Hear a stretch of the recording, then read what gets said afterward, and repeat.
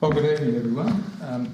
My name's Doug Chipman, Mayor of the City of Clarence. It's my pleasure to welcome you all to our council meeting this evening. For those present in the chambers, could you please stand to join me with the council prayer? Almighty God, we humbly beseech thee to vouchsafe thy blessing upon this council. Direct and prosper its deliberations to the advancement of thy glory and the true welfare of the people of the City of Clarence. Amen. I acknowledge the Tasmanian Aboriginal community as traditional custodians of the land that we're meeting on tonight. Pay respect to elders past and present and recognise their ongoing spiritual connection with the land. Thank you. Particular welcome to members of the public who are able to join us here this evening. We are fortunate that under the COVID restrictions we can at least get 12 members of the public to join us, and that's of course organised via prior booking, so it's good to see you here.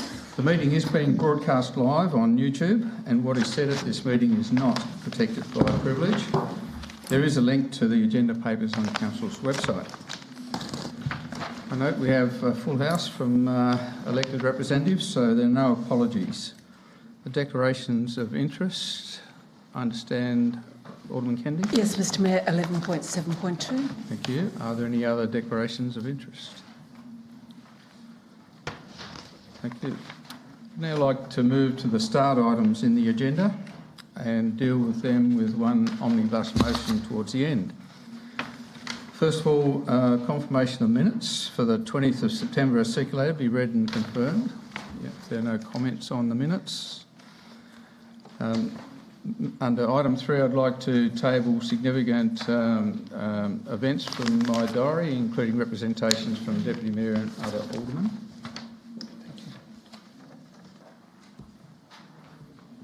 Item 4, Council notes the workshops conducted on the 27th of September and the 4th of October, and also the agenda briefing for last Friday. Yes, Alderman Jones. Thank you, Mr Mayor. Mr Mayor, look, in relation to the Rosny Golf 9-hole golf course, which has been a matter of discussion, at our council meeting on the 19th of April, a motion was carried, and that was that the council authorises the General Manager to negotiate with interested stakeholders for the continuance of the operation of the 9-hole golf course on the Rosny Golf Course site as an interim measure until such time.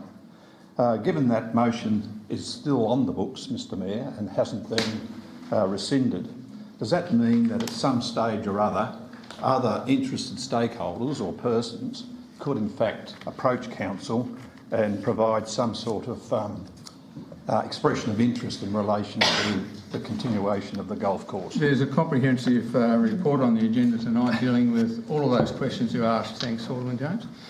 Are there any other matters from the workshops? Okay. Moving on to item 6, there are no petitions to table on the agenda that I'm aware of. Are there any from the floor? Thank you. Item 10, reports from outside bodies. The Copping Refuse Disposal Site Joint Authority, Alderman Walker. And I have nothing to report from Tas Water or Greater Hobart Committee. There are no agenda reports from council and special committees and other representative bodies. Are there any from the floor? Alderman Jones. Thank you, Mr Mayor. I'd like to table the minutes of the Howrah Community Centre. Those minutes were confirmed on the 26th of August. The minutes of the 26th of August were confirmed at our recent meeting, and I would like to advise council that a centre coordinator has been appointed, and I cannot for the moment recall his name, but Peter Gillen. Thank you, Mr General Manager. Mr Peter Gillen has taken over that role, and his first meeting was at our last meeting. So table the minutes of the meeting for Thanks, that. Thank Alderman you. Jones. Are there any other reports? Thank you. Item 11.1, that the information contained in the weekly briefing reports for the 20th and 27th October and the 4th October be noted. If there are no questions on those, I'll call for an omnibus motion to deal with the officer's recommendations in regard to those. Thanks, Alderman Blomley. Second, Alderman Pearce. All those in favour? Carried unanimously. Thank you. Going back to item 7, public question time. We have a question on notice from Denise Hoggan regarding Rosny Hill. General Manager, have you got an answer to that, please? Thank you, Mayor. I'll read out the question. The question is as follows. The Rampat judgment of 11th of January 2021, point 5, requires a construction management plan to be approved by Council taking into account the locations of particular botanical species. First question is, what field studies will Council institute as managing authority to ensure that the locations of threatened species are mapped annually, given that previous studies have shown that these threatened species do not remain in a set location? The second question is, will Council fund and oversee a comprehensive species-level fieldwork survey of Rosny Hill Nature Recreation Area prior to the creation of any supporting plans as part of the development of the Rosny Hill Nature Recreation Area Reserve Activity Plan as outlined in point 21 of the Rampat judgment? The answer is as follows. The Rosny Hill development application appeal was resolved via a consent agreement between Rosny Hill Friends Network, Hunter Developments and Council, with a permit issued on the 11th of January 2021. The permit sets out the requirements and obligations associated with the development in terms of construction and a reserve activity plan. The developer/operator is required to meet the costs associated with meeting the permit requirements. Thank you. I'm having trouble there with an echo. Is that finished or resolved? Mr Mayor, I can't it's really hear hard. what's going on here and hear that. So either one or other has to stop. And I would imagine In it's that case, perhaps we can turn the sound off in there and just leave the door open so that people in the other room can hear what's going on. Can we arrange that? Yeah.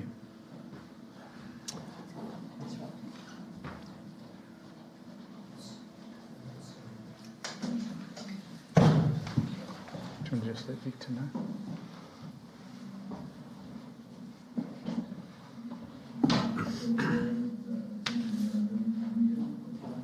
Something else going on?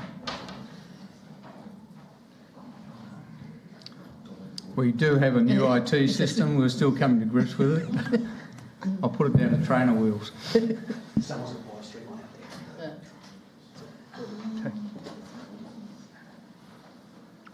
Are we okay now? Thank you. Mr Marsh is able to watch? Sure. Leave that door open so we can hear.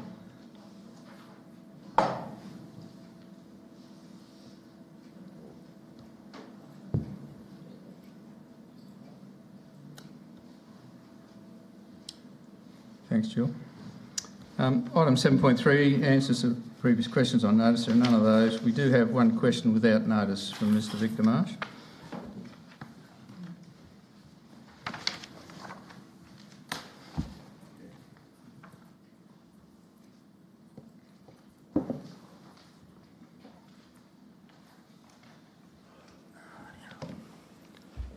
Whoops. My name's Victor Marsh. I live at... Is that on? 32A King Street, Belrive. I have two questions tonight. When the Belrive breakwater was transformed into a public pier, the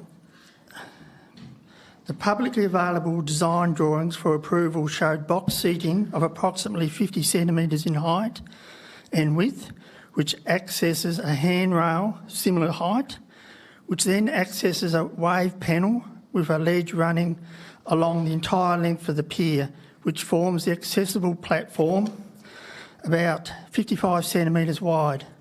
My question is, what process resulted in the approval of this design, which allows access to an unsafe wave panel ledge? Mr Graham, are you in a position to answer that at this, or we'll take it on notice? Yeah, I'll take that one on notice, thank you. Thank you. Did you have a second question, Mr? Yes. What is the updated information regarding the completion of the Kangaroo Bay Oval irrigation works so that cricket matches can resume there. Graham? Through you, Mr. Mayor, the arrangements with Cricket Tas and Clarence District Cricket Club, their first game will be on the last weekend in September. We provided notice of this to Cricket Tas and the club back in about July or June. We organised this. Was that September or October? Sorry, October. Yeah. Okay, thanks very much. Look, I'm sorry, it's not possible to take questions from members of the public at this point, unless you've got one without notice. Yeah, without notice. Okay, well, we are dealing with that, so my apologies. Please come forward. Thank you.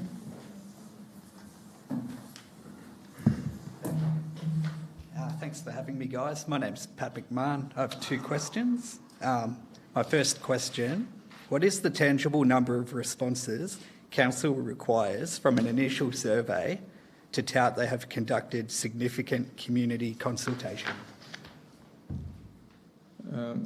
Mr Paskey, are you in a position to answer that? No, I think It's probably for the GM. sorry, can you repeat the question, please? What is the number of responses that you require from an initial survey to tout that we've had significant community consultation? The consultation isn't dictated by a particular number. In terms of the significance of the consultation, it would be a multi-factor approach across various media and various forms of communication to reach as many people as possible. Okay. My second question, can Council use the $75,000 pledged by the state government in April towards the upgrade of the former Rosny Park Golf Clubhouse to repurpose the building as council or community offices? I'm not aware that that has been proposed. To the best of my knowledge, I don't think we've seen the agreement from the state government at this point in time. That funding was offered through the election process, so we're unclear as to exactly what the terms were. Okay. Thank you. Thank you. If there are no more questions without notice from members of the public, move on to item 8, deputations by members of the public. General Manager. Thank you, Mayor. We have two deputations tonight. The first is from Mr Terry Polglaze. Okay, Ms Tansy Lewis. Come forward. As you're coming forward, you'd be aware that we're only allowed 3 minutes for conversation time, and there'll be a tone at 2.5 minutes to give you a chance to wind up. Hopefully I've timed it all right. So, good evening, Mayor. Can you hear me, by the way? Good evening, Mayor, Deputy Mayor, Aldermen, ladies and gentlemen. I'm Tansy Lewis. I'm President of the Hobart Dog Walking Association. I'm a former horse rider and my husband is a cyclist. The Hobart Dog Walking Association promotes the importance of responsible dog ownership and the importance of off-lead dog exercise areas for the social, physical and mental health of both dogs and their owners. Ideally, off-lead dog exercise areas should be within about 15 minutes walk of where the dog resides, so owners don't have to drive out of suburb to exercise the dog. It's for this reason we're concerned, when we read the dog management report in tonight's council meeting, that it's recommended the Tangara Trail change from off-lead to on-lead. This will mean that people living between Cambridge and South Arm won't have any off-lead dog exercise areas unless they live near a beach subject to summertime restrictions. During the consultation process, we noticed that the question about multi-use paths lumped the Tangara Trail in with other multi-use paths. We thought that was not good judgment because the Tangara Trail is a bridle path. Horses can be ridden on it. It's wide enough to turn on, built on former farmland. It is very different to the foreshore tracks that you see around Clarence that are next to, busy roads where, it's understandable to have the dog on lead. We therefore cannot support the Council's proposal to make the Tangara Trail, Roscommon and Mortimer Bay on lead. Sorry about this. Our members who regularly walk the Tangara Trail rarely see anyone. And we have members who walk it pretty well every week. And we've actually conducted social walks and also noticed not many people are on the Tangara Trail, yet your report tonight suggests that it's got this increasing pedestrian use. And we also think that's a strange term because it's not like High Street. It's hikers, horse riders, cyclists and dog walkers who are using the Tangara Trail. And it should be noted that some of the horse riders and cyclists like to have their off-lead dog with them. I rode horses for about 30 years and I never had a problem with off-lead dogs. I did, though, have problems with cyclists who came too close and spooked the horse. According to the Tangara Trail website, there have been incidents of physical contact between push bike riders and horseback riders. It seems off-lead dogs are not the problem on the Tangara Trail, but some cyclists need more effective control. The Hobart Dog Walking Association supports sharing and recommends the Clarence City Council regularly consults us and our affiliated Clarence Dog Owners Group, as this will help build better understanding and hopefully better policy outcomes. Thank you. Thank you. I've done it. Listen. Right on. Thank you.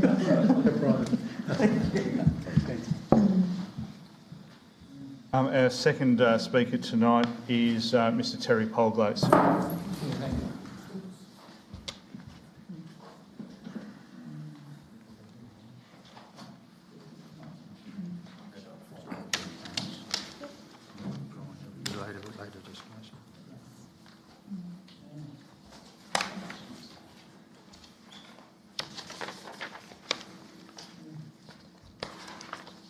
Thanks, Mayor. Alderman. Look, the dog management plan that you have in place began, I think, exactly 12 months ago in October when you had your first meetings, and we came into it in April. And from that, the Clarence Dog Owner Group formed, and from then, finally, Clarence has some sort of representation to raise the issues that you're about to discuss and possibly pass tonight. What I've passed around here is the thoughts of the group that now represents dogs on this Eastern Shore, the Clarence Dog Owners Group, and there's a series of amendments that we are hoping that you will consider when you look at the plan that has been put in front of you tonight. The first is that, look, we do believe that consultation with dog group reps needs to take place, more of it, before you do the final approval. But if you find that too difficult, we do ask that you strongly consider the amendments that we have suggested. Number one, as Tansy has just pointed out, is the entire 250 kilometres length of a Tangara Trail, which is the distance from here to Launceston and back to Oaklands.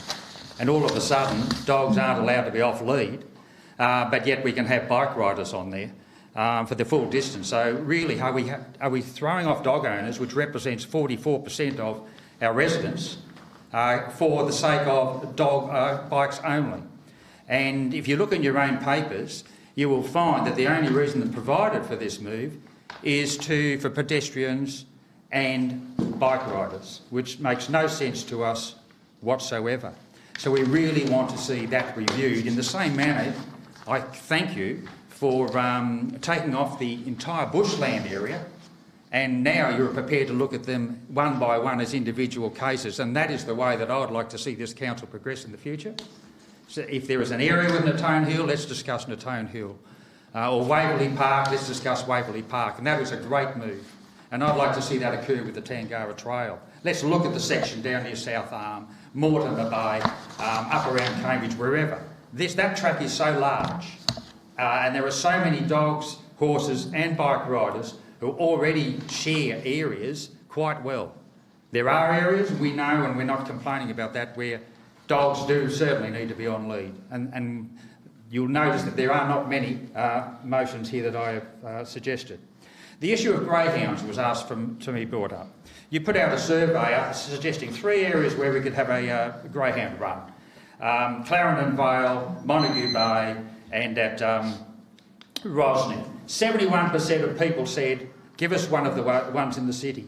and you have gone for the one which has 29% of the people suggesting that they go to Clarendon Vale. I would ask you, on what basis do you choose that? On what data do you have? And which greyhound owner did you actually ask? Because of all your surveys, you do not specifically identify those who are going to be affected by that change. So again, I would ask that further consultation take place before you set in concrete the decision to make Clarendon Vale the place where you intend to have your greyhound park. Thanks very much, Mr Polgate. I'm afraid the time is up. Thank you.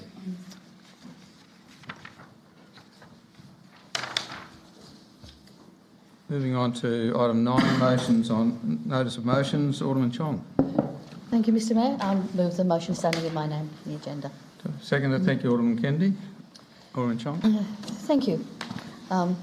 As we've just heard, dogs have been very important to people for a long time, and they're important companions and helpers. And we're all familiar with guide dogs for the blind and hearing dogs. In more recent times, they've been shown to be important companions for diverse ranges of people, from autistic children to returned servicemen to people generally with PTSD. These are not recognised, though, in the Act in Tasmania, which specifically deals with guide dogs and hearing dogs. So this motion seeks to work through the Local Government Association to the state government to amend that Act to include therapy and assistance dogs, and importantly to have a consistent approach to deciding what constitutes a therapy or assistance dog. This would be very appropriate because then councils would be able to take a common approach to this rather than trying to have different regulations in different councils, which would be very difficult for people to cope with. I think if we can talk through the gap to the state government, that this would be the most sensible approach to take, and I seek council support. Thank you, Alderman Kennedy. I'd just like to thank Alderman Chong for bringing forward this motion, and I'd encourage all our colleagues to support it. Thank you. Thank you. Other speakers? Alderman Edmonds, thanks. Just to echo those comments, this is an issue that's been raised with us, and you know, we all have different issues we try and work on behalf of each other, and I think Alderman Chong's done that here, and I certainly know that from people who've tried different ways to get this policy changed, and some people are getting sore foreheads from bashing them against the wall, whereas I think there's at least a pathway forward here, and it certainly has my support. Thank you. Other speakers? Alderman Blomley. Thank you, Mr Mayor, and like the other two speakers, I congratulate the Deputy Mayor for this very sensible and well thought through motion. Late last week I met with a resident who has a number of issues, requires an assistance dog. The variety of the children's charity 1078 here in Tasmania provided for him at the cost of $25,000. Bella the dog arrived here 6 months ago, and it's changed Jaden's life immeasurably for the better. And of course, with something like this, Jaden and Bella will be able to access, will be included fully, and that's what this is about. It's about inclusiveness, and for that reason, I support this excellent motion, Mr Mayor. Thank you. Other speakers? Alderman James. Thank you, Mr Mayor. It's interesting, and it's commendable of the mover, in fact, to be able to draw in other types of therapy and assistance dogs as part of, in that sort of same framework as guide and hearing dogs. The only thing that I would like some clarification on is that how are you to assess what is a therapy/assistance dog to be sort of listed in that category as part of the a guide and hearing dogs? Now, a person or persons may be able to say and suggest that their dog is a dog that they need to have with them, and they are able to take into public places because it's providing assistance to them. And for their own therapeutic reasons, they in fact are able to support the notion of having that dog in a public place along with what other dogs of the nature of guide and hearing dogs. So look, the thought is great. It just seems to me that we need to be able to assess what is assistance or what is types of therapy that these people are able to have, because it opens this whole context of when and where and in what places, public places, these animals can be taken. And therefore there needs to be some assessment as to whether or not that particular dog does fall within the category of what guide and hearing dogs are all about. So I would like to know as to whether or not this motion is going forward, the state government, would it be able to have some guidelines or parameters as to whether or not a application for an assistance dog, for example, is able to be locked into or be categorised as part of the guide and hearing dogs.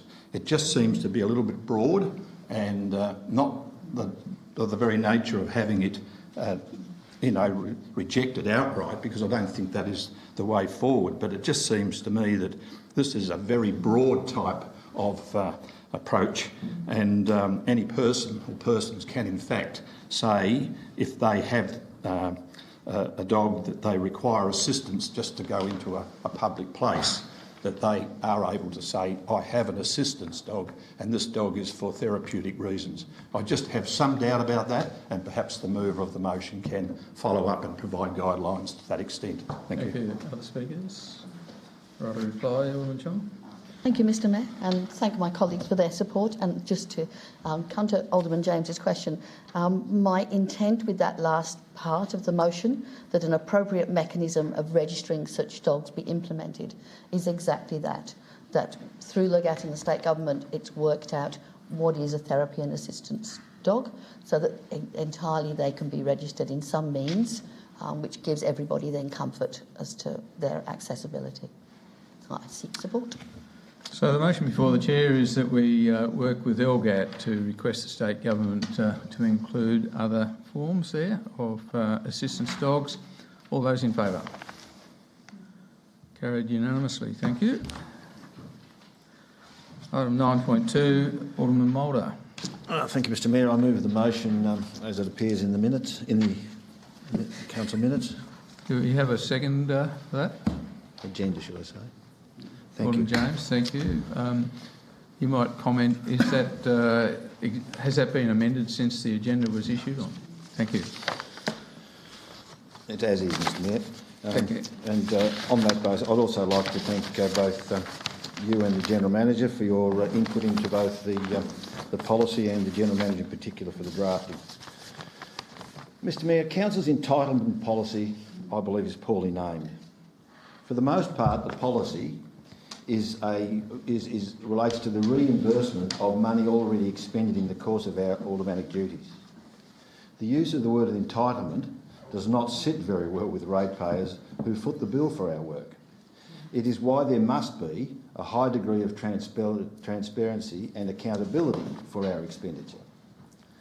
As a guide, the policy clearly separates community representation activities from the use of allowances for profile building, side activities to council business and reimbursement, and focuses instead on reimbursement of actual expenses rather than the provision of materials in the hope that they will be used in accordance with council's policy. For example, 4.4.2 of the policy, council will not reimburse an alderman for travelling in relation to unsolicited visits to citizens that have been undertaken for the self-promotion of the alderman, canvassing, door knocking, etc. So postage stamps can't be used for election campaign mail-outs. An alderman shall not claim travel or other expenses where the expenses would otherwise have been incurred as a result of private business. So no claiming when dropping into the chambers while on your way to the supermarket. 4.41, Council's reimbursement of reasonable travel costs does not extend to an alderman's attendance to activities and responsibilities assigned or required by his representation on a regional committee. Those costs are those of the committee. All use of 4.4.3 says all use of cab charge arrangements are to be documented on a subsequent claim form in the same manner as provided for in respect to private vehicle use, where 4.42 specifies that the reason for the cab charge journey is to be documented on the subsequent claim form. Mr Mayor, I would commend this particular motion in the light of the fact that these policies will, of course, in total be reviewed, but not until after the next election. Thank you, Alderman James. Yes, look, thank you, Mr Mayor, and it's an interesting proposal because over the years I've been in this place, there's always been that, I suppose, word entitlement, which is really a misnomer for the fact that we ought to be able to provide documentary evidence in relation to these matters. And I'm also referring to the stamp that's, and I have been a regular person who has put forward for a box of stamps. And for those who may have noted this evening, there was a box of stamps in front of my table here because I did put in this application a couple of weeks ago. This very motion is twofold in many respects. It deals with the cab charge matter and also to the actual community consultation allowance, which is part and parcel of a supply of personalised council business cards, which are in accordance with the standard design and branding, which is okay because that is something that we need to be able to provide. But also under this particular section, it refers to an annual community consultation allowance for community consultation expenses associated with council's related matters, which is not to exceed the value of $500 per financial year. Now, I have fallen into that category over time because I have put in a request for stamps, of which I send a hard copy in the mail to ratepayers as a result of a follow-up on a matter in relation to a council matter. And I've done that for a number of reasons. I don't like to send information out, although from time to time I do via email, but I like a hard copy to go to the person who has requested that particular matter to be investigated and a response provided. So the very nature of this particular section being basically included in this motion is for the very reason that we ought to be seen to be transparent in our operations, and also we need to be able to say that those monies in particular, this particular community consultation allowance ought to be removed because it does tend to be seen, as I believe, by the community at large, that it's not a matter of being able to just send out information by snail mail, but also it can be seen to provide some sort of example of people being able to promote their own personal agenda.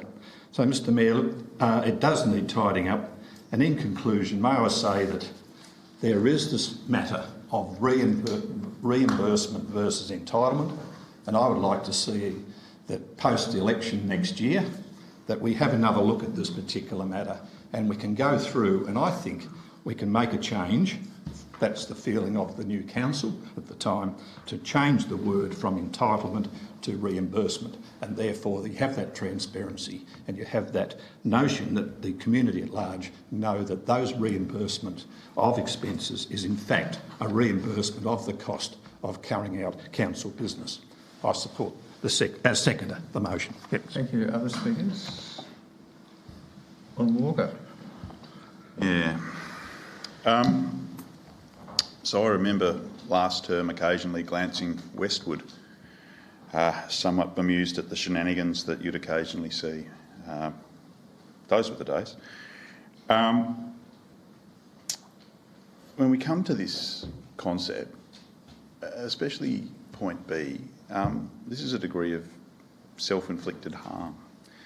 The communications allowance was not part of the previous policy. It was something that this chamber, after the last council election, decided to include. Now, I didn't support that, and I was one of a couple, maybe a few that didn't, but the motion passed pretty much in 9 out of 12 or 10 out of 12. I consider that it is basically a self-promotion allowance. And I thought, and I put this through to you, Mr Mayor, that we actually curtailed this policy through the COVID budgeting for the 2021 budget. Was that what actually happened then, or have I misunderstood what we agreed around the table? Look, as far as I'm aware, it was talked about. I don't recall genuinely that there was any agreement that workshops can't make that. Certainly nothing came back to council for a decision on it. All right, so I thought, so yeah, it was my understanding that we did, but whether my understanding's right or wrong, you're telling me that it would have had to have been ratified at around the chamber. Okay, all right. Well, one of the things that I'm really was uncomfortable with this was the concept that prospectively you can communicate $500 worth on June 30 next year before the council, in the lead up to the council elections, and then communicate another 500 from July 1st or 2nd. And that's unnecessary. We have the ability to communicate through the quarterly rates notice component. We have our emails, Facebook pages are free, and yet this is somewhat of a tilted playing field for other potential community members that may wish to put their hand up and stand for council. So I'm totally comfortable with point B. In relation to point A, I'm kind of agnostic, but I'm a little bit analogue, and times have moved towards things like ride sharing, and that's great. So if this is encompassing how we deal with it, that's fine. So just in relation to, and again, this is not much fun talking about ourselves. We are living in a really troubled times with COVID and other things, and this is poison amongst the community, seeing councils sort of introspecting in this way, although this is now before us and there's a problem with the communications allowance. So I hope that we can deal with it. So, if you're looking at things like stamps, well, maybe actually it should be a council Alderman's Rooms envelope, and if you want to write it to someone, you'll be provided one with a stamp on the front. That way it can only be used for council-related matters. But in summary, the itchy and scratchy show should be kept on The Simpsons and shouldn't be, around the council chamber. So I hope that this change just gets done and dusted and we all move on. Thank you. Other speakers? Alderman Newington. Yeah, thank you, Mr Mayor. Firstly, Mr Mayor, I just want to comment on the process here. There's been quite a few motions and questions asked of you and other people in recent times. And I wonder why we always have to go to a motion on notice on these things rather than do what I think is a more appropriate way to approach it, which is to have a workshop on it where we have a chance to actually explore these issues and actually have a chance to debate them fully and properly rather than cherry pick certain things out. And to be honest, we've had far too many examples of this sort of thing recently. I mean, we've had the demands to vaccinate and potentially be banned from the chambers, and anger management, calls, and and as I mentioned, the questions to you, Mr Mayor, about attendance at a Liberal Party function, and why that wasn't done. And all three of those should have been dealt with in a different way, and all seem to be coming from the same direction. Now, I wonder why we can't have these sort of discussions in another way. That they certainly need to be ratified at a council meeting if we make changes to policy, and I'm certainly supportive of aspects of what's been raised tonight. But doing it this way I don't think helps the relationships between us as aldermen, and I don't think it's necessarily a positive way to approach things. And it tends to create gotcha moments and those sort of things, division, which often lead to media reports and things like that I don't think helps the reputation of the council, and I certainly don't think it helps the working relationship between aldermen.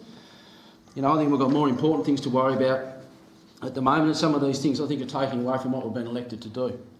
We've got a lot of major things happening at the moment that we've got coming up. I mean, between Skylands and the Boulevard, Kangaroo Bay itself. I mean, today with the dog policy, we've got a situation where we're coming up with late-minute amendments here because we haven't been able to sort of spend enough time necessarily working through that. So I just think we're being dragged off into different areas, which I don't think help.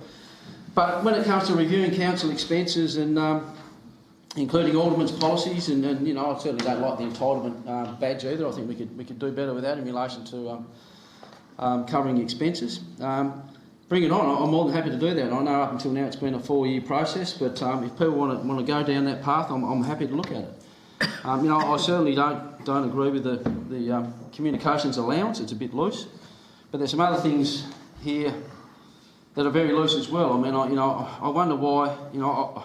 I look at this one tonight and think, well, in the middle of a Occ Health and Safety review, which started as an anger management call, why this gets thrown in now? I mean, I think You know, some other issues have come up recently in relation to taxi use, which were glossed over by the media and certainly weren't given the full facts to the community, which I think are far more important. I mean, you know, some other information that's come to light in recent times about alcohol consumption in the chamber up to 4 hours after meetings on Monday nights. Alderman Newington, I do think it is important. Alderman Newington, point of order. I think we need to confine the debate to what's on the table. Well, give me a bit of leeway here, Mr Mayor, because if it's about community ratepayer expenses and ratepayer being expected to fund Alderman's activities, that's relevant. Okay? Now, if an Alderman then gets taxis home late at night after a meeting,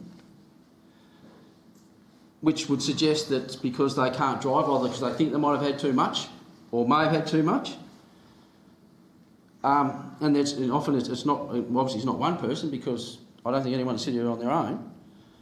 Is that the sort of behaviour the public expect? You know, if we're talking about, you know, behaviour of aldermen, we need to look at all of the issues here.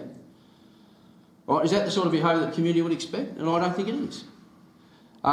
So if you want my vote to address entitlements and saving ratepayers money, let's look at what's been going on in the chambers after Monday night meetings. I've got a point of order, Mr Mayor. Look, can you just hold it for a moment? Alderman James has raised a point of order. I'd be interested to hear what it is. Yes, I think it's what happens after the meeting, Mr Mayor, is not relevant to the motions before the chair, and that is about taxis and also the entitlement to the community consultation expenses. Look, I think Alderman Newington's validly raised the issue of entitlements and how Aldermen are claiming, so I think I will allow him to continue, but with a caution, please, Alderman Newington, that we need to keep it focused on the matter on the table. Exactly, and that's why this sort of stuff could have been addressed in a workshop rather than being dragged out into public. And if I'm going to be dragged into public to discuss these issues, we need to look at all of them, not just the ones that cherry-picked to suit certain agendas. Now, if taxis are then taken home at 1 o'clock in the morning, people are going to ask why, and I can't think of a circumstance where something like that is an appropriate use of ratepayer funds, and if this motion doesn't address that, well then I want to know why, and if we're not going to do it, why bother with just picking out those couple of things? So unless we're going to address that, and if Alderman Mulder wants to tell me why we shouldn't address that, well then I'm certainly not going to support this motion on its own, but I'm certainly happy to address entitlements and expenses and all of these policies and conditions that have an effect on what ratepayers are expected to fund. More than happy to do that, but not to cherry pick stuff like this and just leave things that are obvious and leave them out. Thank you. Other speakers? Yes, if I may, Mr Mayor. I'd just like to put on the record something that I'm not particularly comfortable with sharing, but I will. When I was first elected, I had a conversation with our General Manager at the time, Andrew Paul, and mentioned a medical condition that I have after a period of time where I am not allowed to drive, and that is something that I made very clear at the time, that there will be occasions, and I checked the policy with regards to cabs and was made feel very comforted by the fact that that was an entitlement, if we're using that word, that was something that I could use if I felt that it was necessary to do so. So I'd just like to clear that matter up for me personally. I don't feel like I should have to, but as the way the conversation around this motion has gone, I felt like it was a necessity. Thank you. Thank you, Alderman Kennedy. Other speakers? Alderman Pearce? Thank you, Mayor. As you look at my record on claims, I claim very little. Some aldermen claim, 10 times more in 1 year than what I do and if you look at my claim, it's for computers, where most people know I'm pretty hopeless if it comes to fixing computers, so that's the allowance I have. I do understand, like Alderman Kennedy said, that sometimes people do share taxis. I'm not one of them, but I know people do. And you're quite right. Andrew Paul would say, what's ever safest for you to do. Now, I agree with Alderman Newington, instead of cherry picking, let's have a look at this, but Alderman Ewington, as I've said before, you're around this table now. You bring something up, I think we'll support it and have a look at everything, not just, as I say, a couple of items here tonight. And probably is about time we did have a good look at all allowances, because, you know, I do a lot of driving to ratepayers too, but, you know, I don't claim it. I do a lot of other things for ratepayers and I send letters too, but I don't claim that either. Maybe I'm wrong. Maybe I'm the idiot. Maybe I should be claiming everything. Every single thing I can claim, but that's not what I'm here for. Like Alderman James, we did it for about 6-8 years without any entitlements whatsoever. There was nothing. There was no allowance for being an alderman, and I know over the years costs have certainly risen. And I don't blame aldermen for claiming legitimate claims. That's fine if it's legit, you know, go for it. I just don't seem to warrant that I have to claim every single little thing. I've been to conferences to Canberra with the Mayor, but not with the Mayor as separate, and I didn't claim that on council, and that was, you know, by the time I airfares, accommodation, conference, it was about $3,000. I didn't claim that. I paid for it myself, like I did the local government conference just recently. So, you know, there's a lot of things that I could claim, but I don't, because that's not what I'm here for.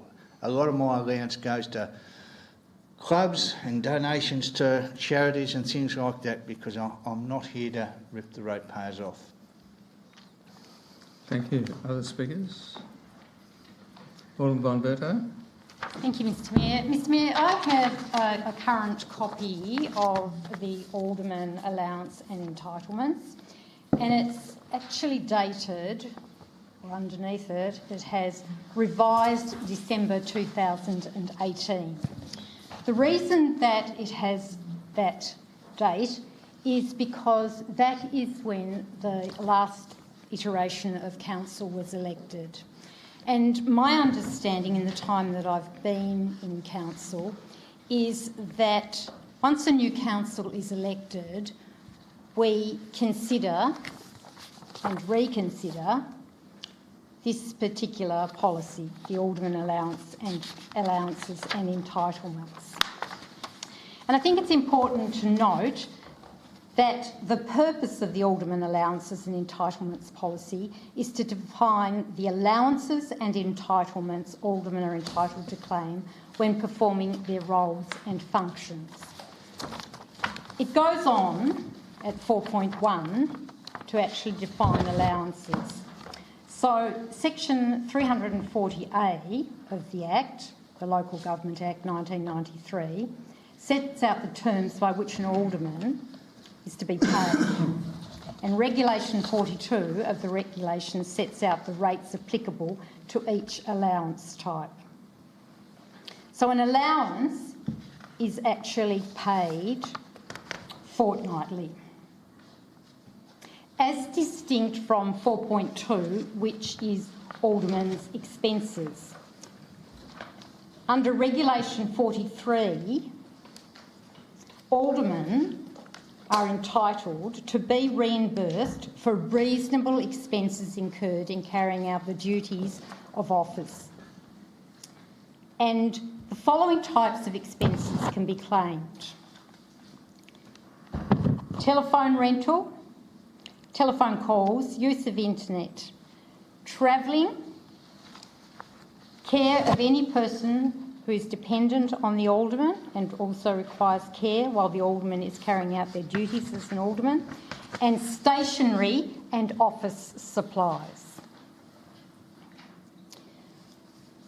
Alderman Mulder notes in his explanatory notes that the reason that he wants the changes that he's set down are that he believes that use of council's cab charge facilities has not provided appropriate transparency, and that requirements to report origin, destination and purpose of travel as required for the use of private vehicles is considered more appropriate.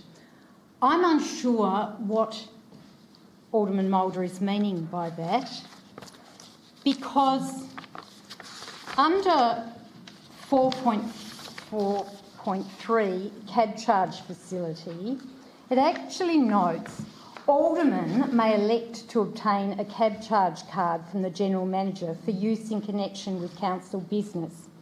Cab charge can only be used for payments of travelling expenses for attendance at council meetings, authorised meetings, conferences and seminars. And then it goes on to say all use of cab charge arrangements are to be documented on a subsequent claim form in the same manner as provided for in respect to private vehicle use and ordinary cab fares. And so my understanding would be that the claim form that we use for private vehicles, which is this claim form, should actually be used when you have used a cab charge as well. So I'm quite unclear as to what Alderman Mulder is meaning by that this particular change that he's suggesting will mean more transparency. It looks pretty transparent to me as far as I'm concerned.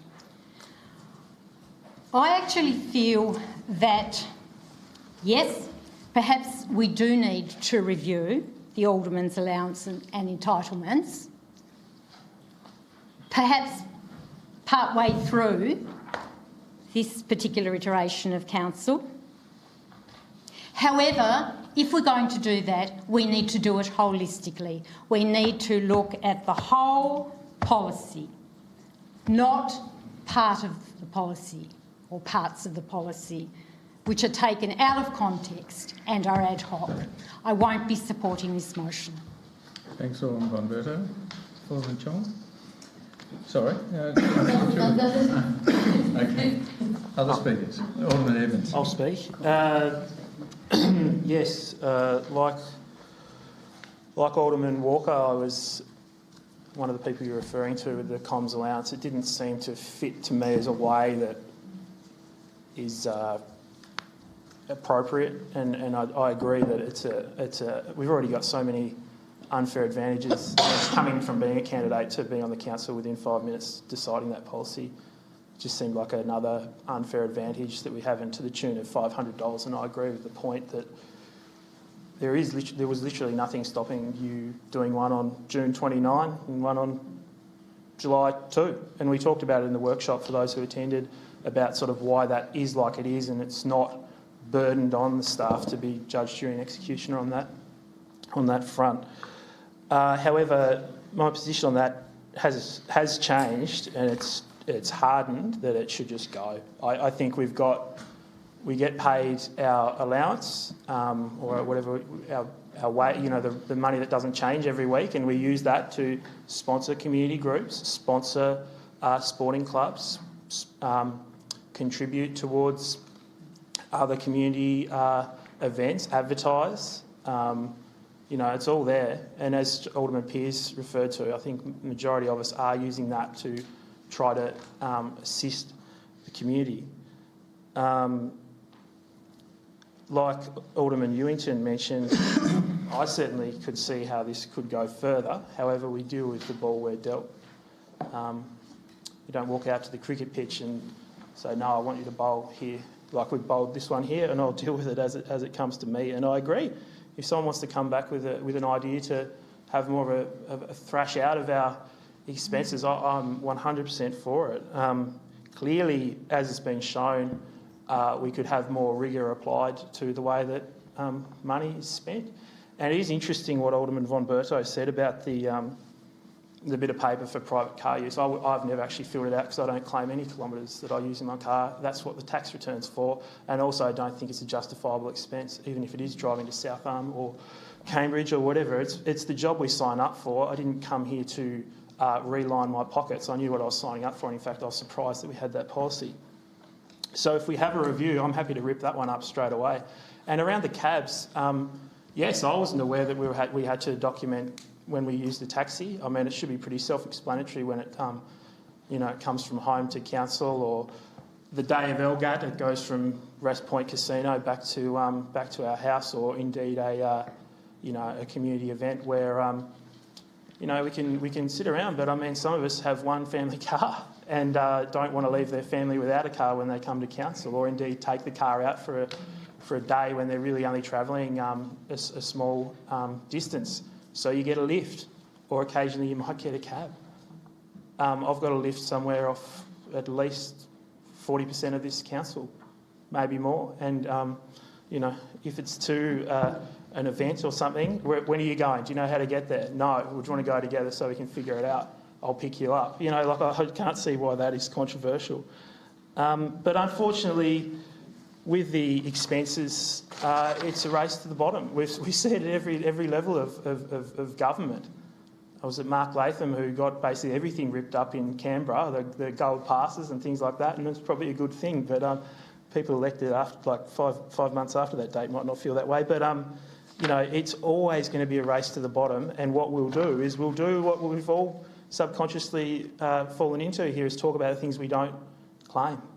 But overall, it just damages all of us when we play games around expenses, and it damages our reputation in the community. So you talk about people being candidates running against us, and we just draw a big target on our back. But ultimately, the one thing we're probably not talking about is this is all disclosed. And when I was asked for comment on expenses, when another alderman prompted media reports and the journalist called me, my first comment was the expenses speak for themselves. And every ratepayer out there who's watching this debate can Google our annual report and go and look at who's spending what and get a pretty clear idea when mud's thrown around about who's spending how much, who is spending how much. Thank you. Thank you. Other speakers? Alderman Bromley. Thank you, Mr Mayor. Mr Mayor, before coming here this evening, I met with some elderly residents in Belrive who, because of COVID, haven't seen their grandkids now for over 12 months. I haven't seen my kids for over 6 months either because of COVID, and that's the environment in which we live. It's putting a lot of pressure on families and people throughout the length and breadth of this city. And yet tonight, the most pressing issue, with the exception of Alderman Chong's motion, is talk about ourselves and talk about allowances. Mr Mayor, on the first point there with regards to cab charge claims, Alderman Bomberto is quite right. The existing policy actually requires people, when you use your cab charge, when you put in your monthly claim form, to detail what it was for. What dates, where you departed from, where you arrived, the reason for journey and the amount.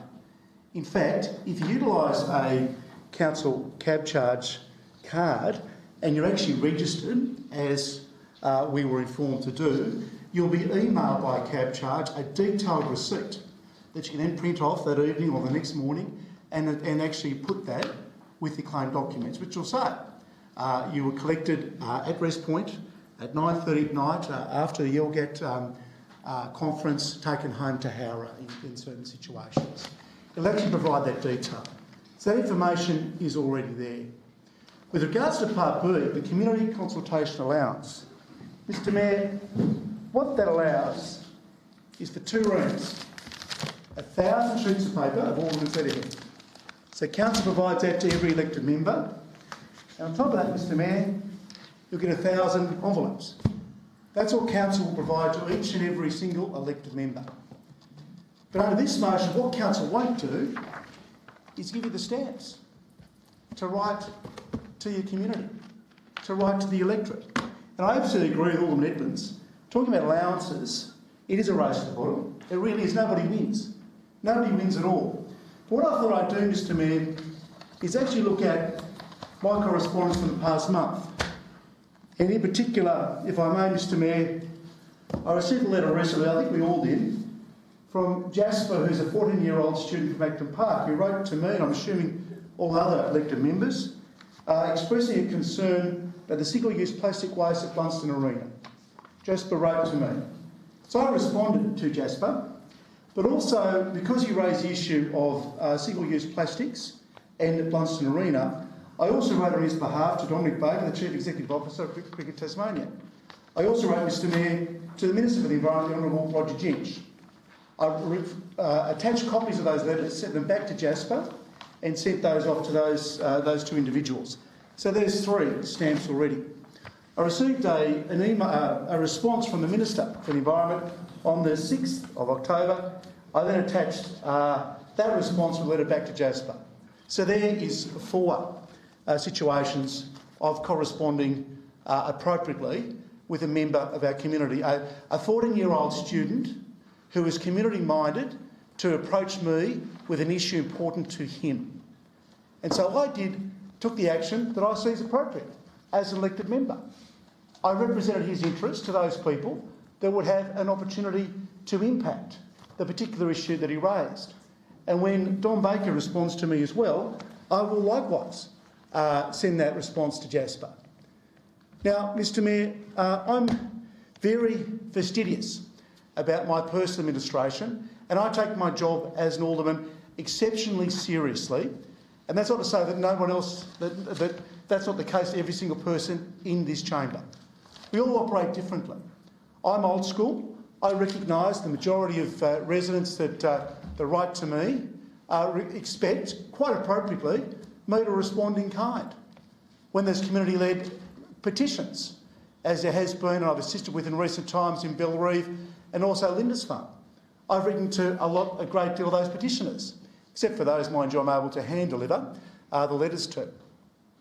But a lot has been made, Mr Mayor, about quantum of allowances and entitlements being claimed.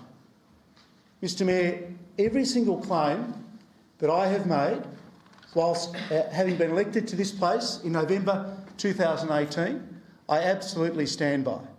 I work hard for the people of this great city. And I have here, Mr Mayor, copies of every single claim form that I have submitted. I submit them monthly. That's what I do.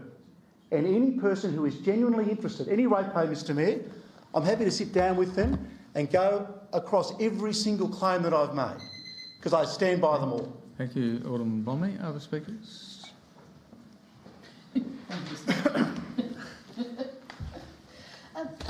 While I intuitively don't disagree with what's in this motion, for me, like Alderman Lamberto, I don't think we should be voting on this tonight. I think what we should do is stand back and have a look at the whole system and really look at it in detail, as opposed to just picking particular bits out of it and deciding we want to look at this tonight, and perhaps another thing in another 3 weeks, and perhaps another thing in another 3 weeks. If we're serious about looking at whether we call it an entitlements policy or a reimbursement policy or whatever, we actually need to look at all of it. And we probably need to think going forward that voting on this and deciding on this straight after a new council election is the wrong time to do it. And we need to look at that process. Because in all honesty, many people, if you're new on council, don't understand the ramifications of this policy when it comes to us in December. So it's foolish in some ways to consider this straight after an election. I think we should be looking at this policy in toto, and I think as part of that we should also look about when we consider it and the number of times we consider it during election term. So is that foreshadowing? Well, I don't know if I can foreshadow that we take it to a workshop if this is lost tonight. Can I do it? Yeah, you can. I'll do it. Alderman Warren. Thank you, Mr Mayor. I wasn't going to speak because a number of my colleagues have said we shouldn't be speaking about ourselves, but here we are an hour into the meeting and we're still talking about ourselves. Looking at the motion on the board, changing the title from taxi use to include rideshare arrangements, I don't have a problem with that. Removing the provision relating to the supply of council cab charge, I don't have a problem with that. It means that we, instead of having cab charge cards up front, we get them when we need them and we apply for reimbursement rather than having it up front. Extending arrangements to include registered rideshare operators, absolutely sensible. In fact, it probably costs the ratepayer less to use Uber or something like that rather than taxis some of the time. Removing the consultation allowance so that can't be seen as a self-promotion allowance in any way. I don't have a problem with any of that. I have no problem supporting this motion now and continuing to review the policy. I think if you don't support this motion now, you're saying that you don't agree with any of those things. And I do, so I'll support it. Thank you, Alderman Moller. Right, a reply. Thank you, Mr Mayor. I thank colleagues for their contribution. In particular, I think Alderman Walker's point that he wasn't in favour of this thing, and I will have to throw myself mea culpa on the line as thinking it was a great idea, but had no intention of, and had great difficulty seeing how I could spend $500, which is what the entitlement allows. Alderman Ewington raises some interesting points. It wasn't I who started the debate in relation to this particular thing, particularly the debate that went into the media, but I had, as always, when we're contacted by the media and a position is put to us, we can either just make no comment and look guilty, or we can respond with the facts, and that is exactly how I took the matter forward. So I didn't take the issue to the media, nor did I get on a high horse and attack colleagues on social or Facebook or media or anything else. I let that particular debate go again. So to say there's been no debate, there's certainly been plenty of community debate about it, but that's not the appropriate place for that debate.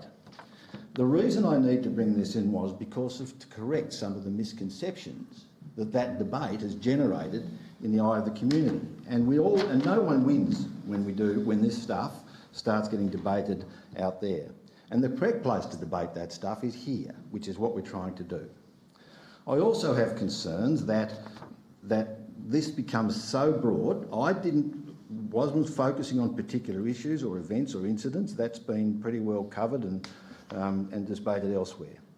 But neither should we be using this chamber to prosecute quarrels between ourselves by bringing up other areas. Neither should we be questioning the motives of a member in bringing matters, of appropriate matters to this chamber.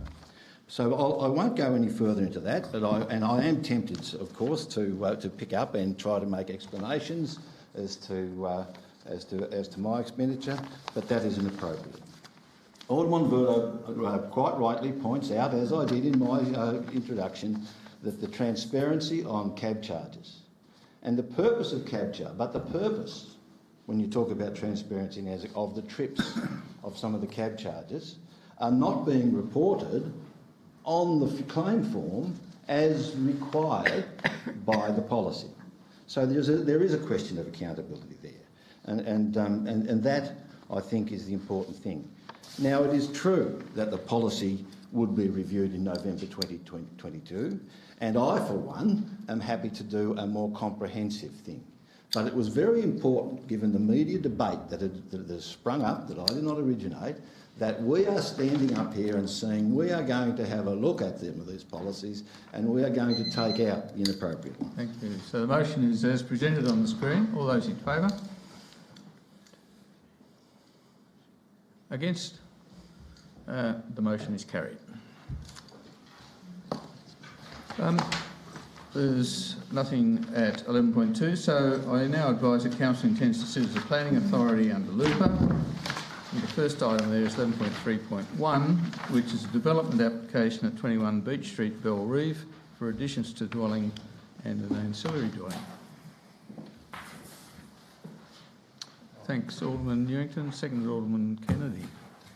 Alderman Ewington. No, look, it seems pretty straightforward, Mr Mayor. I think the officer's report recommends approval, and I can't see any reason why we wouldn't want to be supporting that. Okay. Thank you, Mr Mayor. I'm happy with the officer's recommendation. Alderman James. Thank you, Mr Mayor. I'm interested in the matter in relation to compliance with the zone and codes on page 21, and it says the proposal meets the scheme's relevant acceptable solutions of the general residential zone, parking and access, etc., with the exception of the following. Parking and access code, and I quote on page 21, the 3 parking spaces provided for the proposed development would be contained within the driveway in a jockey parking arrangement. Now that seems very interesting, Mr Mayor, in as much as what they're proposing here is that they've got a business and then they've also got a residential development. And in the first instance, you're going to have a jockey propose what we call a jockey arrangement, where presumably the parking will be one behind the other, or in sort of in tandem, if you're saying that.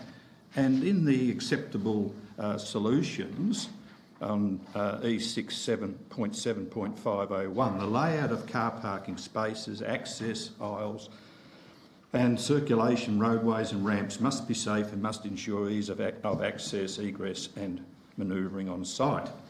And under the assessment, the officers have said that the proposed parking as lodge utilises 3 parking spaces in a jockey parking arrangement, one of which is designated visitor parking for the home-based business, and the council's development engineer has advised that the proposed parking arrangements are not desirable, as the visitor parking component should be independently accessible to the residential parking component.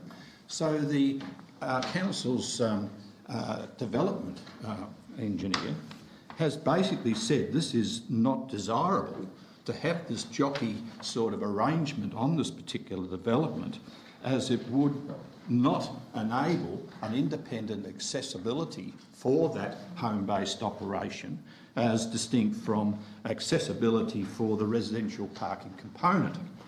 So I cannot understand why in this instance the actual performance criteria has been addressed, and then they go on to say on page 22, however, the Tasmanian planning scheme, the proposed parking arrangements would comply with the acceptable solutions and therefore would not require discretion in relation to the layout of parking areas. But that's very broad, Mr Mayor, because it's saying in parking areas, but it's not necessarily drawing that description or basis on which jockey parking can be actually applicable in this instance. So I have some real concerns about this because of the very nature. Not only has the council's technical expert has drawn our attention to the fact that it's not desirable as a visitor parking component, as it's going to impact upon the home-based operation. And in conclusion, may I put a question through you to Mr Lovell? Mr Lovell, has this sort of been, this proposed what we call jockey parking, has this sort of been discussed, or has it been put forward as another sort of option under performance criteria, or is this the first instance that we've actually had this jockey parking arrangement coming forward in the form of a DA? Through you, Mr Mayor, Council has frequently approved permits where there are tandem car parking arrangements, as in this case. Thank you. Thank you, Mr Mayor. As we know, the proposed home-based business creates a demand for that third car parking spot. And as we've just heard from our planning manager, it's something that tandem parking arrangement is something that happens quite frequently. And the proposal, as we're advised here by the experts, is considered to satisfy all relevant acceptable solutions and performance criteria of the scheme, and that's why it's recommended for conditional approval. And I think it's fairly clear-cut where I come from, Mr Mayor, so I'm very happy to support this very sensible recommendation. Thank you. Other speakers? Will I reply, Alderman Newington? No. Put the motion that's for approval, subject to conditions and advice. All those in favour? Against? The motion is carried. 11.3.2, the development application at 196 and 198 Clarence Street and 31 Alumba Street, Harrow, for a boundary adjustment. Thank you, Alderman Mulder. Seconded, Alderman Newington. Alderman Mulder. As per the officer's recommendation, Mr Mayor. Other speakers? No need for any right of reply. Put the motion, which is approval subject to conditions and advice. All those in favour? Carried unanimously, and that concludes our business as a planning authority. Moving on to asset management. Begonia Street, ceiling and traffic calming. Alderman Walker. Yes, thank you. I want to move the alternative motion that I circulated in the twilight of this evening. I'll take it, Alderman. You're seconding that? Thanks, Alderman Edmonds. Has Alderman got a copy of Look for Joe Walker at the bottom. Alternative. Thank you. Please go ahead. Thank you, Your Worship. And I want to thank Alderman Edmonds for putting together the alternative, which I piggybacked on to embellish a bit further. And I'll just point out some of those matters. So that is that not only are we looking at the lowering of the speed limit, as Alderman Edmonds put in there around Begonia Street, Mulunna Beach Road, but also taking into account the section of road that is between Begonia Street and when Flagstaff Gully Road changes its name to Flagstaff Gully Link, and that's where the old Flagstaff Gully Road intersects. So this is an area that is going to be subject to increasing housing over time, and I think is warranting a review by State Growth. My mantra around these changes tonight is aiming for slower, safer, seldom traffic in the area. Now, seldom's being very optimistic, but less than what is there, and I guess making it a less desirable option for people to take. So this street and I have a long relationship. 40 years ago, when I was in prep up at Sherwood, this is the street I learnt to cross a road on, with Mrs Henderson looking to the left, looking to the right, looking to the left, listening to the left, listening to the right. You wouldn't do that now. You would not do that now. It's the street of my formative teenage years where I'd walk up and down in the frost holding onto the railing to get to and from the bus. And I lived there pre the speed humps, and basically that was the Kurt Cobain era of 1992 when they were put in, and nothing really changed in that time as far as calming. What has changed, obviously, is traffic and some of the intensity of housing around the area. So we do need to do something, and I understand why people that live on Begonia Street and have seen this continuing eroding of ambience through increased traffic have some concerns around the ceiling. I did think that when the on and off ramps, which are fabulous, were put on the end of the East Derwent Highway onto the Tasman Highway, that less people would choose this. And I think less people may have chosen it, but overall the traffic volumes in net terms just keep increasing, so there was no real discernible impact for the residents there. So there is a degree of anxiety around the fact that sealing this road will increase traffic. We have to acknowledge that, and that's why there's the narrowing as one element, the talking about speed restrictions is another one. And the other point I've now added, the new point F, is that around about 12 months' time we'll be working towards a workshop after 12 months after the completion with a view to consideration of further traffic calming measures if necessary. So something has to be done, and as I said, I'm hopeful that this achieves slower, safer and somewhat more seldom traffic. So I thank Alderman Edmonds for I thank the officers for all their work around this. I thank Alderman Edmonds for the bones of the alternate, which I just piggybacked on top of, and I seek my colleagues' support. Thank you, Alderman Edmonds. Thank you. Yes, and I'd like to, having done basically the same motion with a bit less comfort, to use one of Alderman Walker's words, I'm more than happy to second what could have been amendments, but happy to go as a motion, and to thank the advice that we received, particularly throughout today. But I also think that there's been a lot of work done by the community groups with their submissions and then what they've asked for.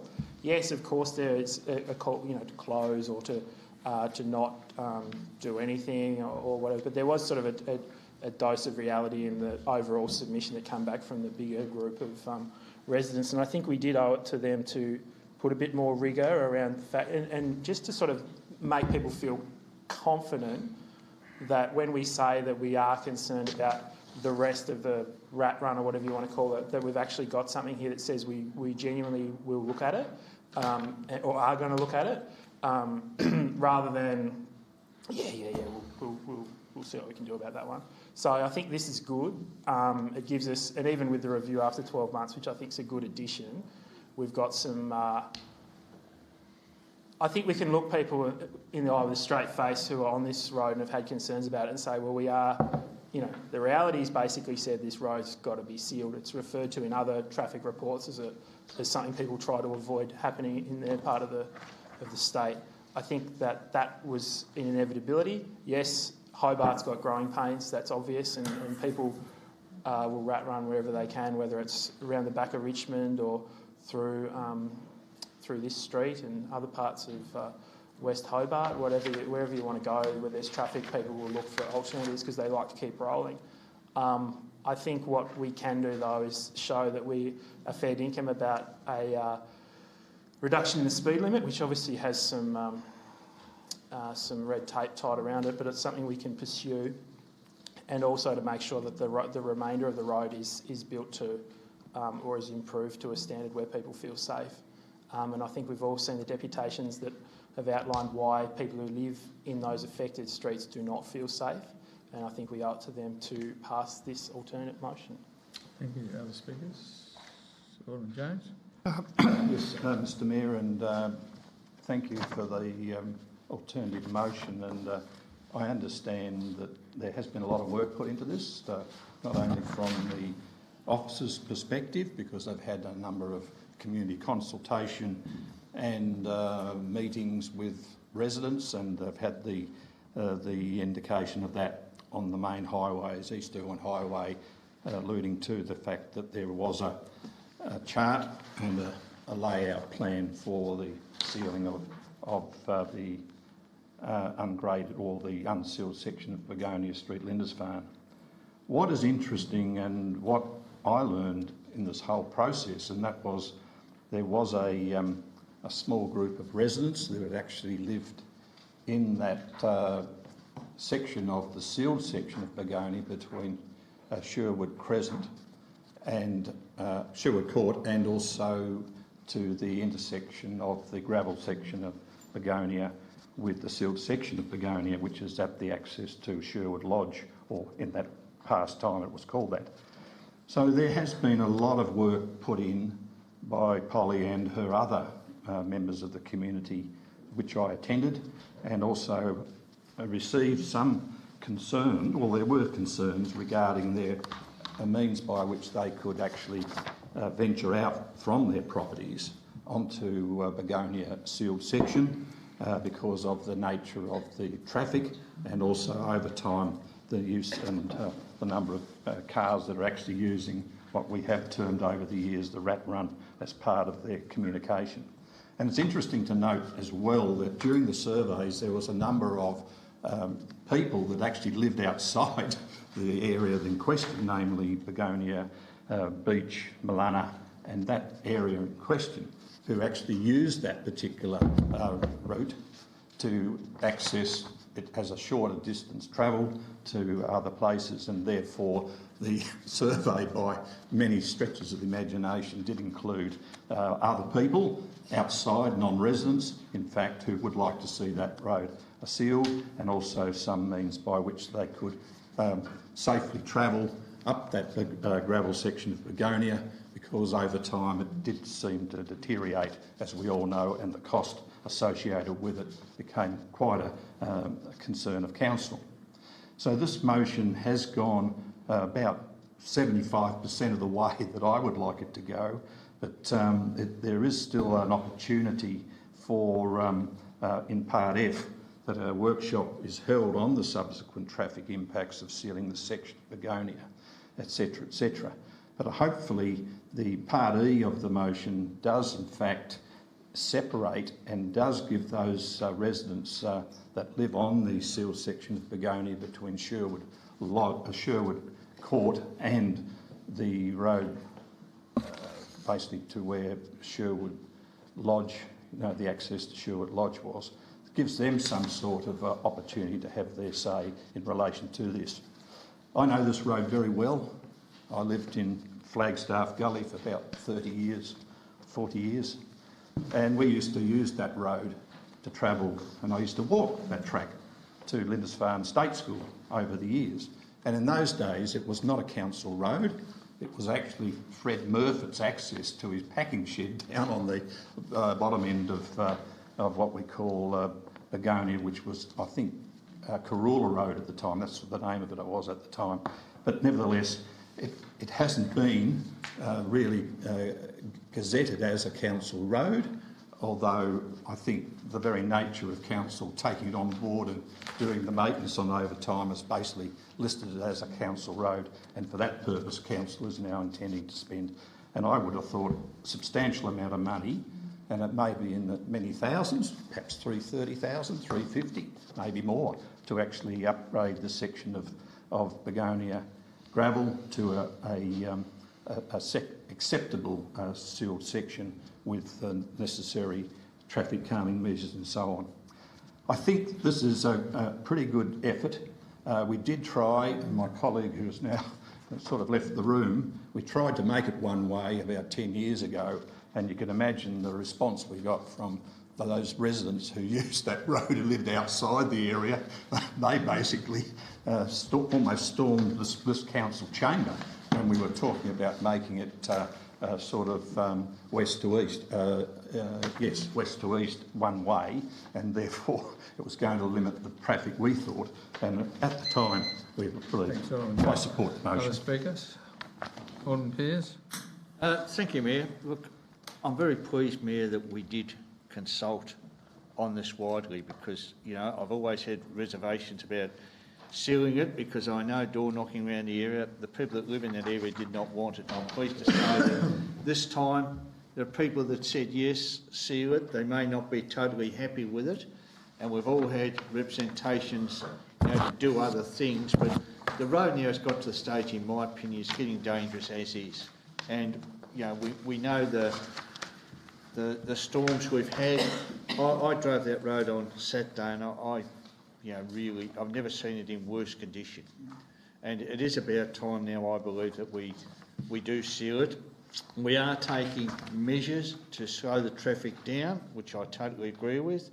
I'm pleased in point E, even though I would have rather seen it there, that the Flagstaff Gully Road between Begonia and the Flagstaff Gully link, I think that should have been, that section there should have been 40 as well, because I know there's a lot of wildlife there, and especially at night, you know, I'd like to see that 40 k's, because I think that would be a real bonus. But look, I've got to congratulate Alderman Walker and Alderman Edmonds for this motion, because, I mean, I can say that I was pleased we went to consultation. I'm pleased this motion is really, you know, I think it would appease most people that are against this, but I'm really pleased in point F where we're going to review it, so that should give the people in this area some comfort.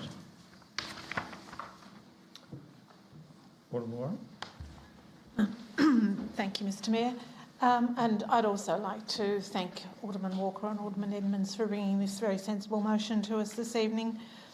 This council and previous councils have tried everything to dissuade people from using this road, in making it as unpleasant an experience as possible, trying to make it one way, as my colleague just mentioned, so that you have to take your caravans up the almost vertical Begonia Street, and none of that's worked. So I guess one thing that we need to take into account is why people use this as a shortcut, because obviously travelling along the highway is preferable, and so if that just comes down to traffic congestion, then we're not taking into account why that traffic congestion is. Obviously that's not within our power as a council to address, but we can certainly lobby the state government, because we have very good data now on who uses these roads.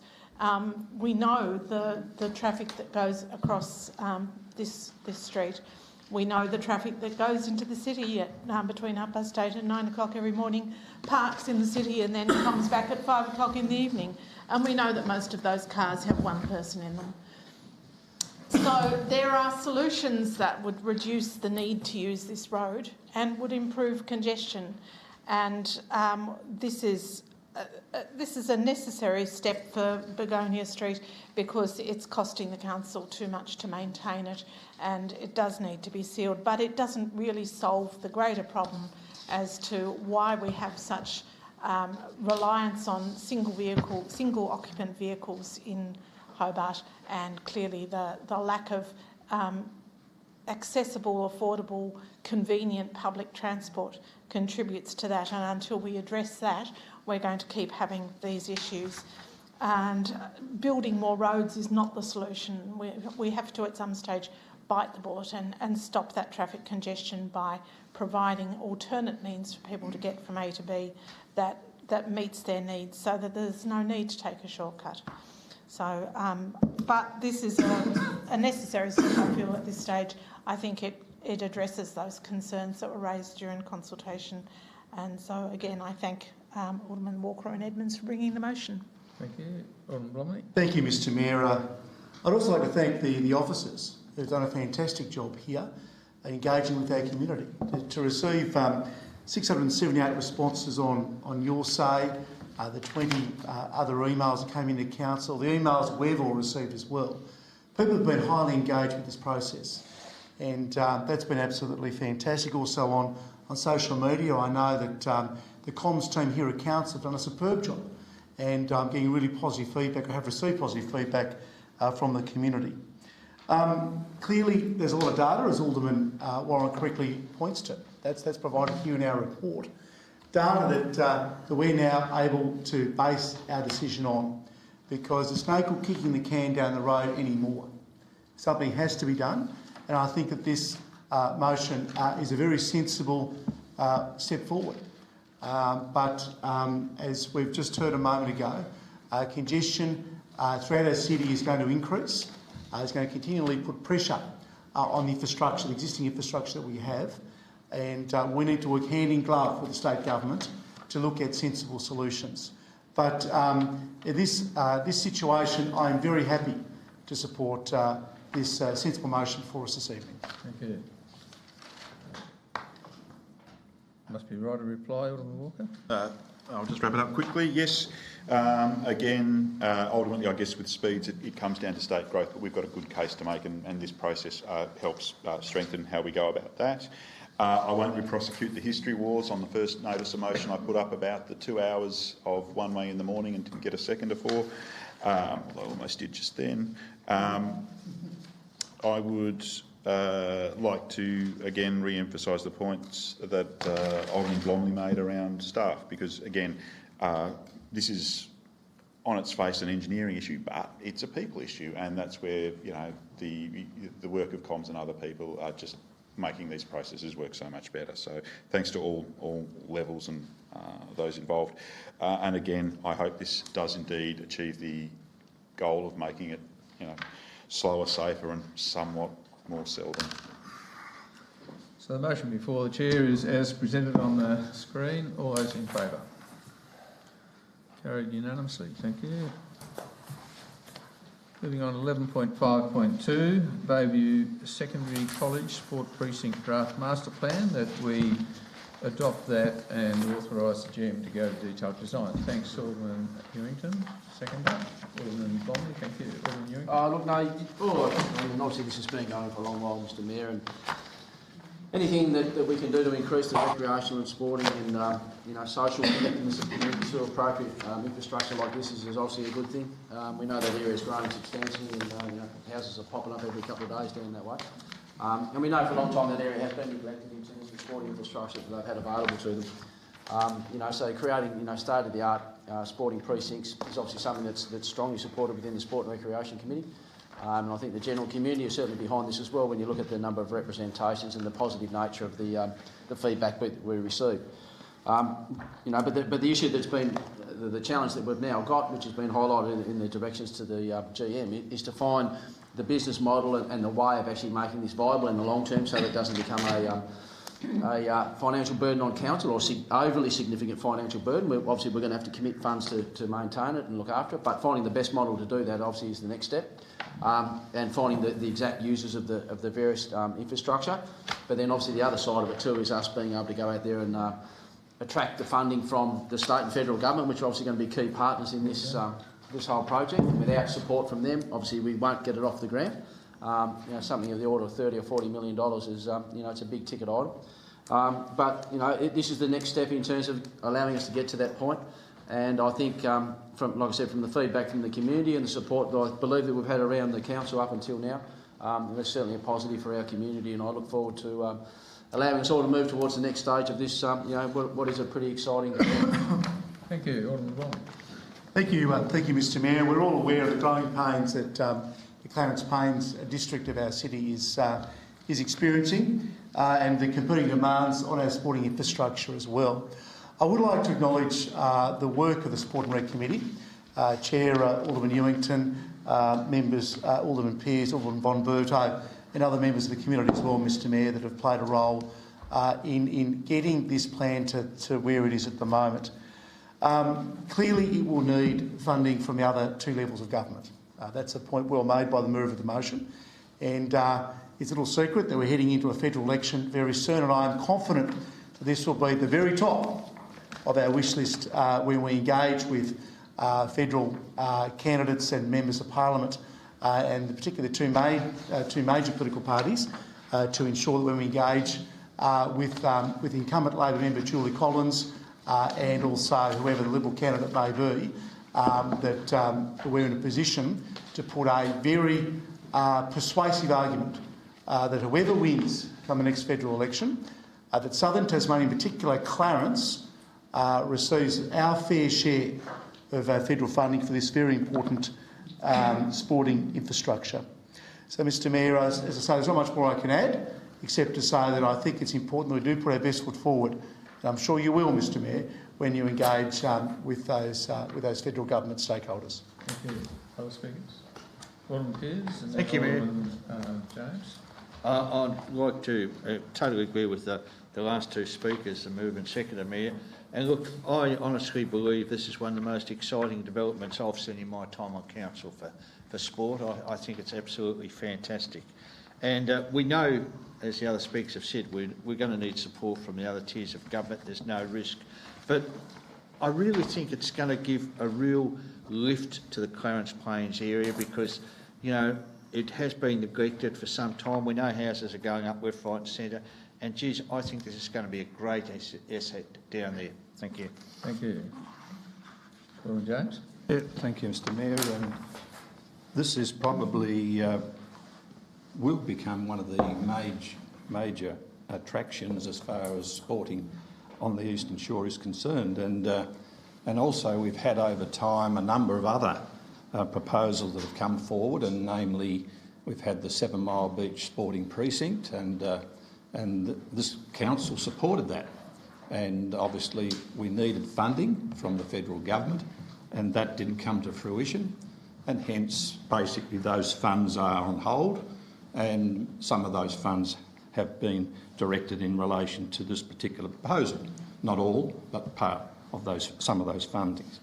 The other one is, of course, is the Geilston Bay Sporting Complex, which was touted as being one of the key complexes on the Eastern Shore. And of course that has stalled, that process, and therefore we don't think that will come to fruition other than perhaps being a secondary oval as part of the Risdon Vale, Geilston Bay, Lindisfarne area. So now we are heading down to Bayfield. And this is part of the Secondary College Precinct Master Plan, and of which the Secondary College will be part and parcel of this particular process. There's a big ticket item on this one. It's about $35 million, of which Clarence will have to contribute as part of the process, the Memorandum of Understanding, about 1/3 of that amount. And that's a lot of money, and that's contingent upon the fact that the federal and state government will cough up and provide the funds necessary for this to proceed. Now, if it does, and if the federal government, you know, pays its third, and obviously the state government pays its third, and council will have to rejig and have to prioritise where it's going to spend, you know, those funds in order to be able to make this particular project go ahead. So look, if all of those factors come together, well and good, but I'm just a little bit unsure as to whether or not in this particular climate the federal government and the state government will be forthcoming, other than to obviously be part of the Memorandum of Understanding, which is part and parcel of this process, and which the Department of Ed and so on and so forth have entered into this arrangement with us. The other point that needs to be considered is that on page 83 it says, and I quote, Council considered a request from Bayview Secondary College to enter into a memorandum of understanding with the Department of Ed and the Bayview Secondary College to lease and manage. Now, that is a big ticket item. Not only if Council does have its funding met, and of federal and state, and Council finds the fund, there is a lot of money that needs to be spent on this as part of Council managing this particular facility and coordinating and making sure that this particular facility runs as according to plan. Now, we all heard about the Do and Entertainment Centre and how Glenorchy was very pleased to offload that over time because of the nature and the ongoing maintenance and costs of that particular project. And it was like a millstone around Glenorchy City Council's neck. I'm not saying that I'm opposed to this, but I'm just flagging, Mr Mayor, there are some concerns.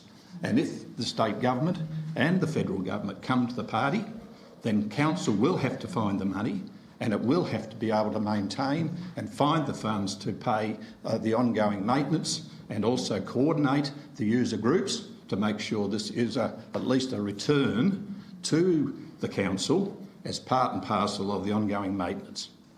Thank you. Alderman John. Thank you, Mr Mayor. Just very briefly, like many of the other aldermen, I think this is an amazing facility and a thing that will be wonderful to do. This is such a rapidly growing area and the facilities that would be widely used, not just in that area, but throughout the whole of Greater Hobart. I would just mention, as it says in the report, that we already have $8 million committed from the state government as part of the election promise earlier in the year. So we know that this is already receiving government funding and commitment. And I look forward, as we all do, I'm sure, to whatever we can encourage the federal government to help contribute to the process. Other speakers? Alderman Edmonds. Thank you. Oh, sorry, you were the seconder for this one. No. Not this one. Oh, I must have. Sorry, I picked up the wrong one then. It's all right. I have tried to pull that on you before, so you're right. You're right. Not this time. My apologies. Just a career out the front of a pub, I reckon, checking people's IDs maybe. Anyway, sorry. Back to the point. Look, I agree with actually everyone who's spoken tonight. This is, I'm going to change to use like throwaway lines that we hear from politicians at levels far more important than ours. It is a big deal for this part of our city, 100%. I do share what Alderman James spoke about the money. If we're signing up for a one-third, I'm not sure how we can do that. I'm happy to take advice or see what has to go, or if there's a plan that we can do it, or how big the loan's going to be. Like if we're talking about the same sort of money that the state government's chucking in, and yes, I know we can do these bite by bite, stage by stage, but I spoke about it when we workshopped this, and I'd be keen to find out. I've asked a few questions, I haven't heard anything back about what the breakup was when the twin ovals were built at Kingborough. What the breakup was when the facility at Dial Park in Penguin was, whether the Central Coast Council was on the hook for a third of what that cost. I'll be interested to find out. However, I can't say that and then, we can't then tie a hand behind our back when it comes to actually finding that money. And everyone knows that the big bucks only come when things are shovel-ready. So to support tonight gets us close to that point where we can ask for the bigger dollars. Because I will say again, I'm really concerned about the impacts on our budget and our ability to deliver services when we've spent much smaller amounts of money than that, and it has a big impact when we sit around and do our budget processes every year. So with that said, obviously I support this. I want to give it every chance it can get of actually getting significant funding from the levels of government that have the significant levers to pay for it. So with that being said, it has my support, and I'm prepared to do whatever I can to support you and the General Manager or whoever else wants to ask for this money. Thank you.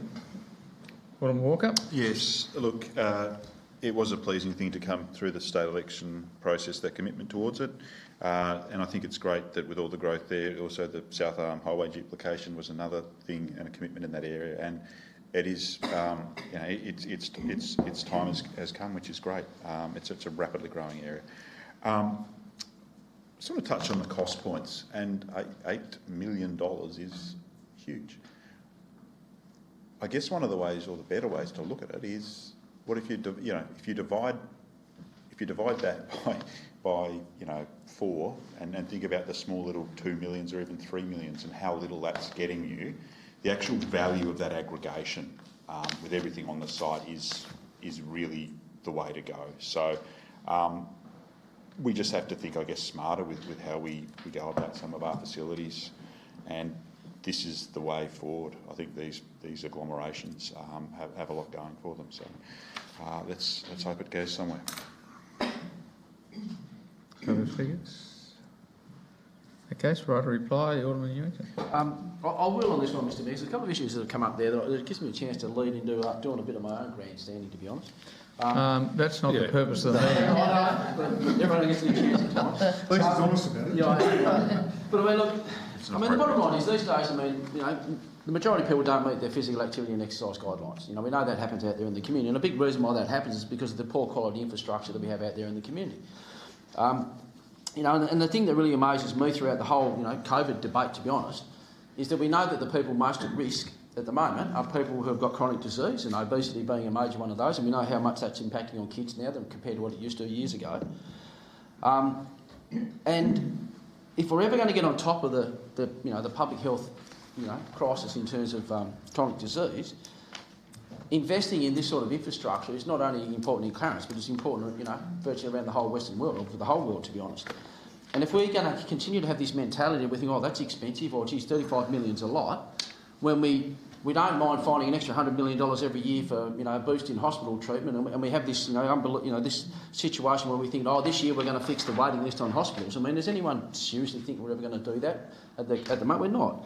And this is where we need to change it as a society and look at the preventative approach that we have to these sort of things and be fair dinkum and consider these projects not as a 1 or a 2 year budget cycle, but think about the investment that it is in the people, which is the most important thing that we have responsibility for, and look at developing strategies and ways of actually being able to fund these things, and not only Bayview College, but Anzac Park, we know we need to look at Gilston Bay and the master planning around that.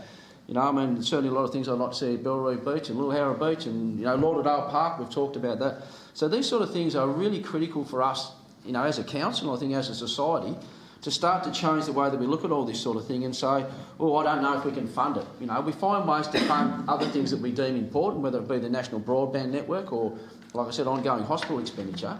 Well, we need to actually be, we need to bang the drum and get out there and actually argue for this sort of stuff, to not be something like, oh, please give it to us. It's like, well, tell me why you're not going to support this stuff. I just don't believe it's been good enough in the way that we've funded this sort of thing in the past. And if we're ever going to deal with this, and like I said, we're the first generation of kids at the moment that are growing up likely to have a lower life expectancy than the generation before them. Now, if that doesn't make us as community leaders and government sit back and take notice, and want to come up with ways to actually improve that, and this is a classic example of how that's going to happen, well, I think it's a dereliction of duty on our behalf. So, that's a debate for down the track. But I just want to take the opportunity to remind everyone that, we've got to be careful with funds, and we've got to do that. But, don't be scared to ask for this sort of stuff, and be prepared to actually get out on a limb and find a way to make it happen. And hopefully, once we get this initial work done, we're in a position to argue our case and actually, see it all come to fruition, because it is all about the kids. We've got a chance to help them and get them into the right lifestyle, and this will go a long way to making that happen. Thanks, Alderman Newington. So the recommendation is that we adopt the master plan and go to detailed design. All those in favour? Against? The motion is carried. 11.7.1 is a recommendation that we adopt the dog management policy review. Alderman Walker. I would like to move. Seconded Alderman Kennedy. I'd like to move the alternative motion that is now up on the board. It is and was in your packs this afternoon. It's very similar to what I circulated by email, but it is certainly somewhat of a change of format. Just confirm everyone's got a copy of Alderman Walker's alternative motion. Thank you. Please go ahead. Thank you, Your Worship. One with a wet ink, Mr. But ink nonetheless. Look, I want to thank the speakers that came and presented tonight. We've had representations from both speakers in different guises along this journey that, for many around this table, started in April, which in some ways seems like a long time ago, but in other ways only yesterday. This hasn't been the easiest of processes, and I think there's been lots of learning experiences from it, and I hope those get taken on board for things when this will come around. The motion has basically taken the officer's recommendations, but expanded somewhat, and there's some pretty good reasons for that. And it was one of the things mentioned by one of the speakers tonight was around the 250 kilometres of the Tangara Trail. Now, yep, that's Launceston back to Oatlands. Or the way I did it is that on Google Maps, it's from this chamber up to Launceston, keep going to Greens Beach, and you've still got to find another kilometre to go. That's a phenomenal amount of track to be removing from the system. And my motion here tonight does state that, that whilst that remains unchanged, there is a compromise around this, and it might not be to the complete liking of all the representations we've had, but I'm trying to find a workable way through. The bottom line is that within that 250 kilometres, the idea that all of it should be, on lead seems strange. There's a lot of users, and what this motion does is allow for some consultation to keep going with, be it horse user groups, hikers, bike riders, and dogs, to get to sort of find out if there are any issues and how to handle them. And may mean that a section might become only on lead. But again, this blanket 250 kilometres was not something that we spent a lot of time on through this process, because there was so much to focus our time. So I hope that, whilst, I hope that I've found a way forward as a reasonable thing by the point A and the point C. Around point B, again, with so many things that we had to consider, the areas that sort of got a bit overlooked were how things were going to be for the off-lead dog owners, or the people that wanted to have some off-lead access around South Arm. So this process of not declaring in or out, but actually getting officers to undertake some investigations around potential off-lead dog areas there, I think is a really sensible way forward. The same thing goes with the single hill bushland activity plan process, because some areas there's a change for dog owners there, but there were some areas I think that the consultants identified could work. So that is just a sensible, pragmatic way through to be getting further investigations done, and they're things that we can consider.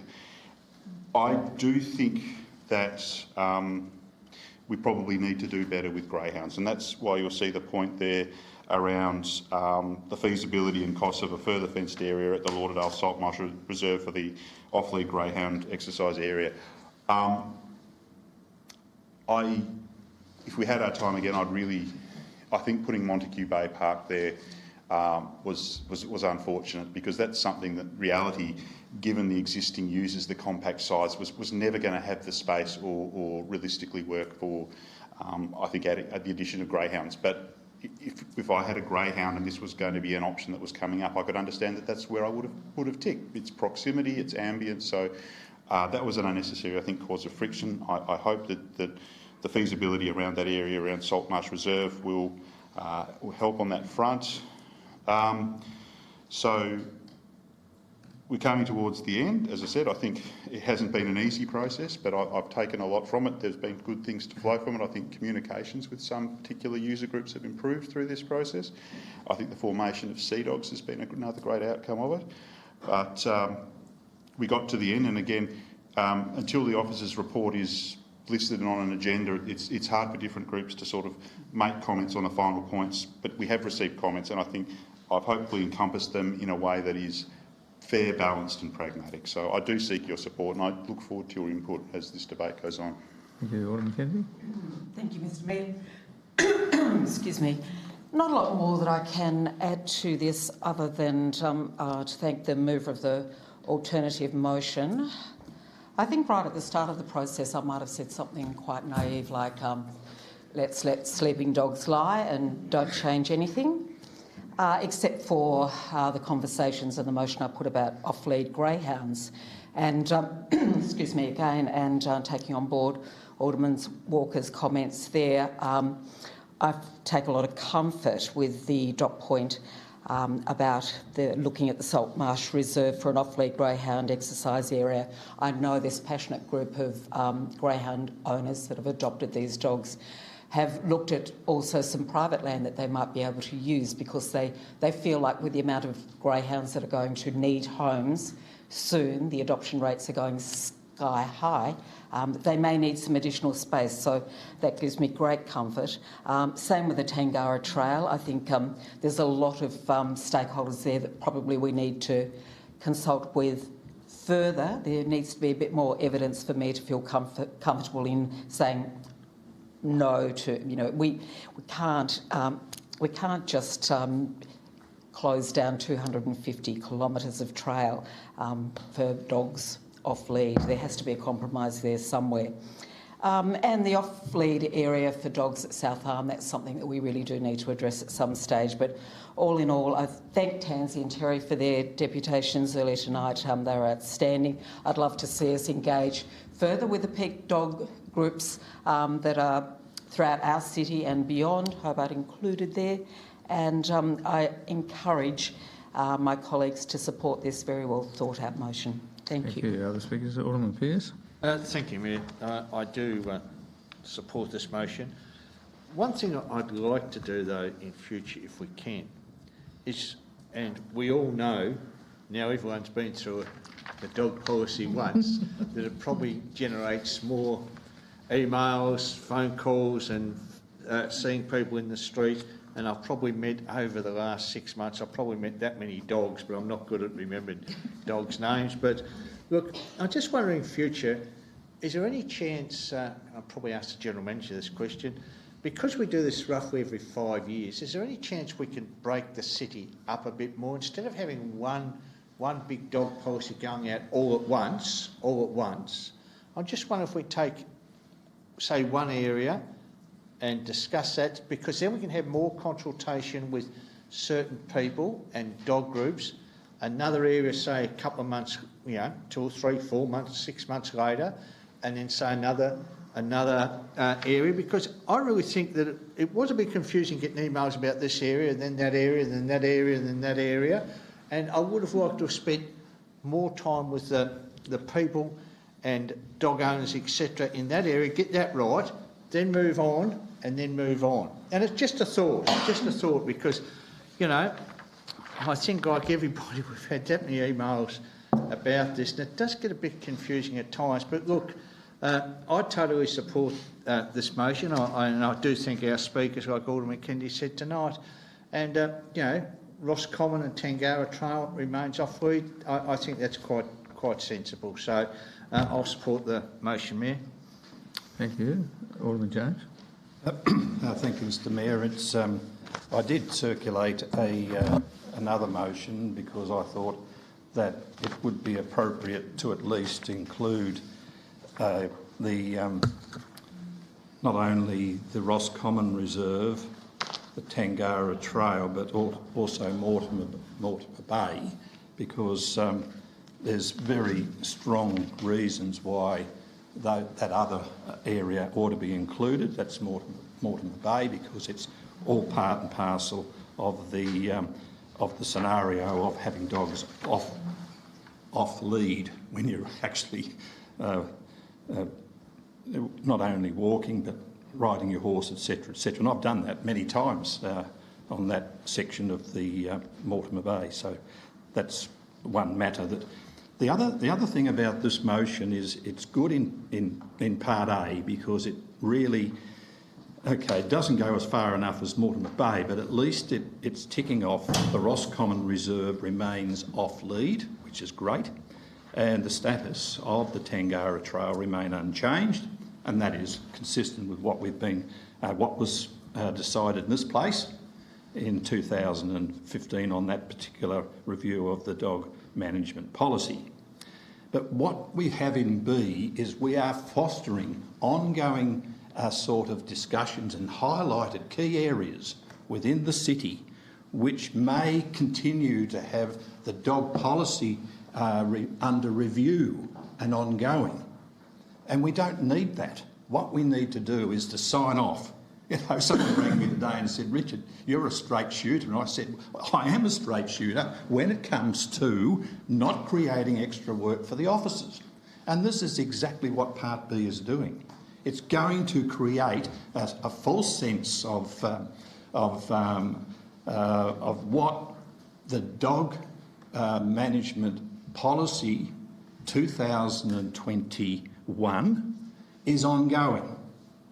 It hasn't ceased at this point in time, but what it means is there's going to be further investigations and reports to upcoming workshops on key areas in the South Arm area, etc., etc. It would have been great. I would have been prepared to accept Part A, even though Mortimer Bay is out of it, but I would have gone along with it because two of those key aspects have been covered by that, and that's where I basically was very supportive of, and I intended that to be the case. But to include Part B in there, you are leading the community up the garden path because the review of the policy has not ceased at this point in time. It's ongoing, and so you're going to have consultation, you're going to have approaches to council, to the elected representatives to say, look, we want the further fenced-off area at Lauderdale Salt Marsh reserved, and there will be a petition that may come forward to say, right, we want that area taken as is, and also the other areas through Signal Hill Bushland Activity Plan.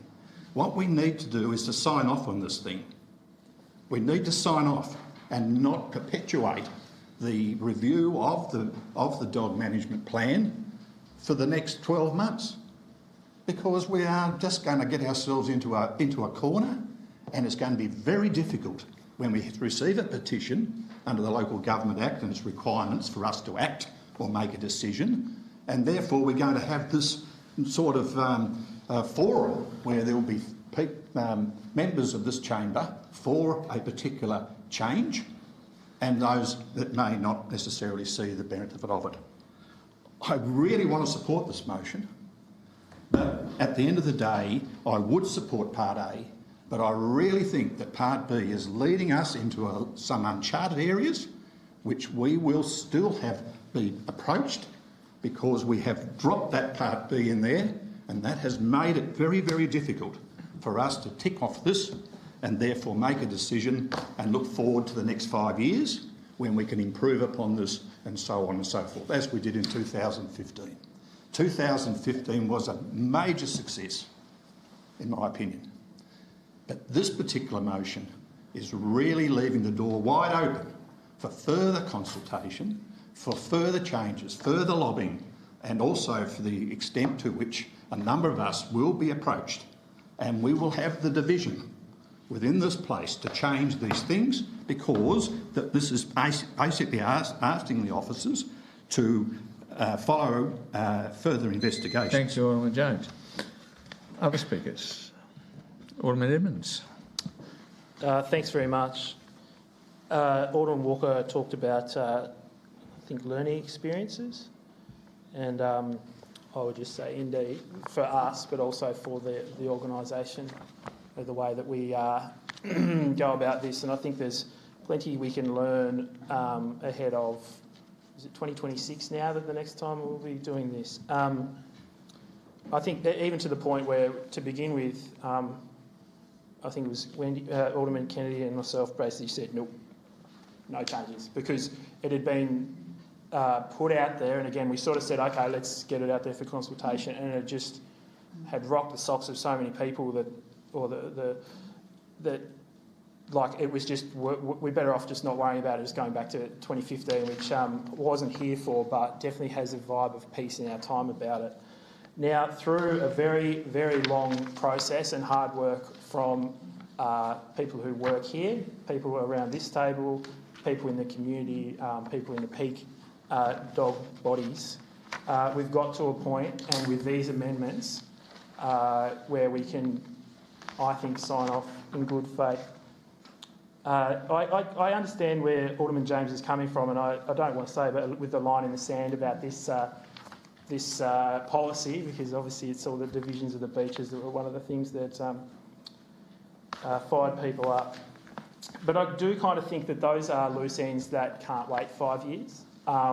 Indeed, the South Arm one, I was already thinking ahead about a motion on that, so I'm happy that that's in there. And to be fair, though, the 5-year cycle of the dog policy didn't preclude things around like a state-of-the-art dog park in 2019 that we passed and now trying to fund.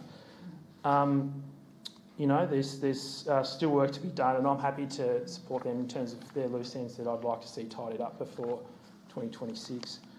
You know, and I think I think the speakers that we had tonight, I think the intent of their engagement from minute one was about trying to get this policy to a workable place, and I think we have got it. I think I said last time we had this, I still have some concerns about Anzac Park, and I hope that that's not booby-trapped in a way that the way the lines are drawn, that there's basically nowhere to have a dog off a lead. But what I'll say is that if there's a mood, for whatever reason, to make changes to the areas where dogs can and can't be in 2026, that we have time to invest in the alternative to make the plan happen.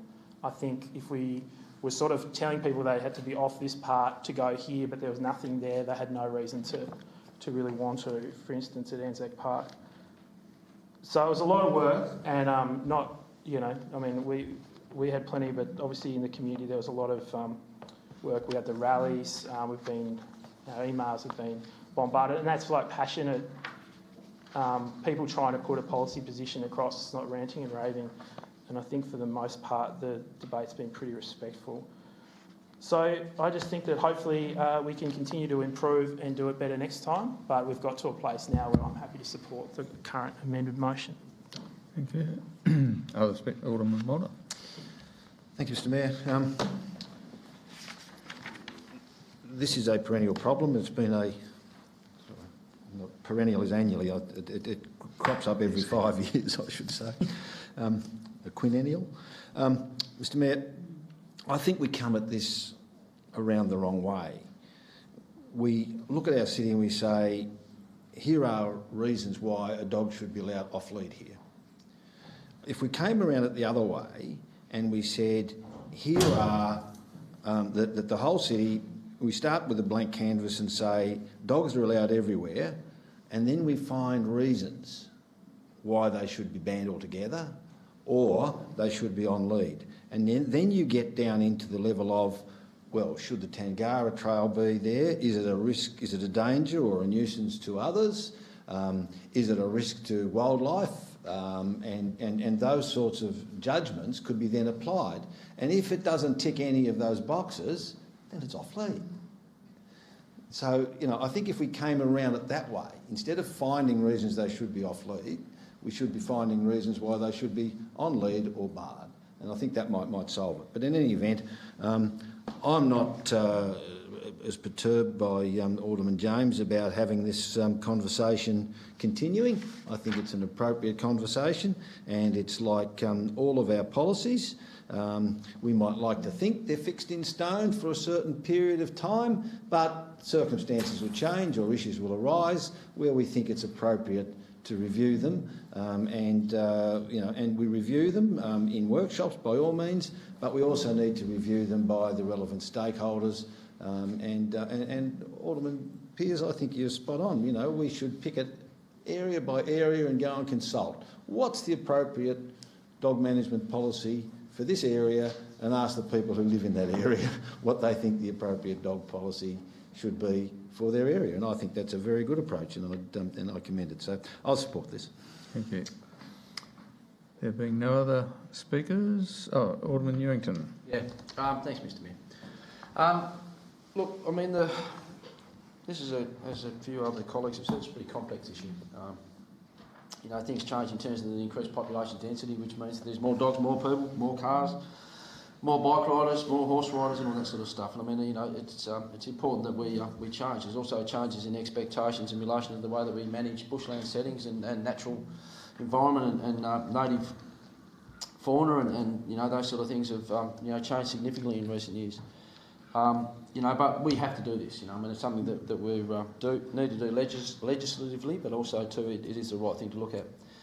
I mean, one thing I will say is, I mean, look, advocates and those that are keen to keep the status quo or even, you know, relax regulations are keen to have their say. But to be honest, I just have to say that being passionate about an issue doesn't give people the right to sort of go about some of the things the way some of this has been handled. I mean, to be honest, some of the comments and attacks on us to even go through this process has been a bit disappointing, and I think it could have been done a little bit better. I mean, I protect everyone's right to say what they want, but you know that you know, there are conflicting views out there about how we should manage this, and I just like to think that moving forward, if we could get to a situation where there is a little bit more appreciation of the fact that we have to go through this process, and that there are people out there that are impacted by dogs in a negative way, it would make it a lot easier for all of us.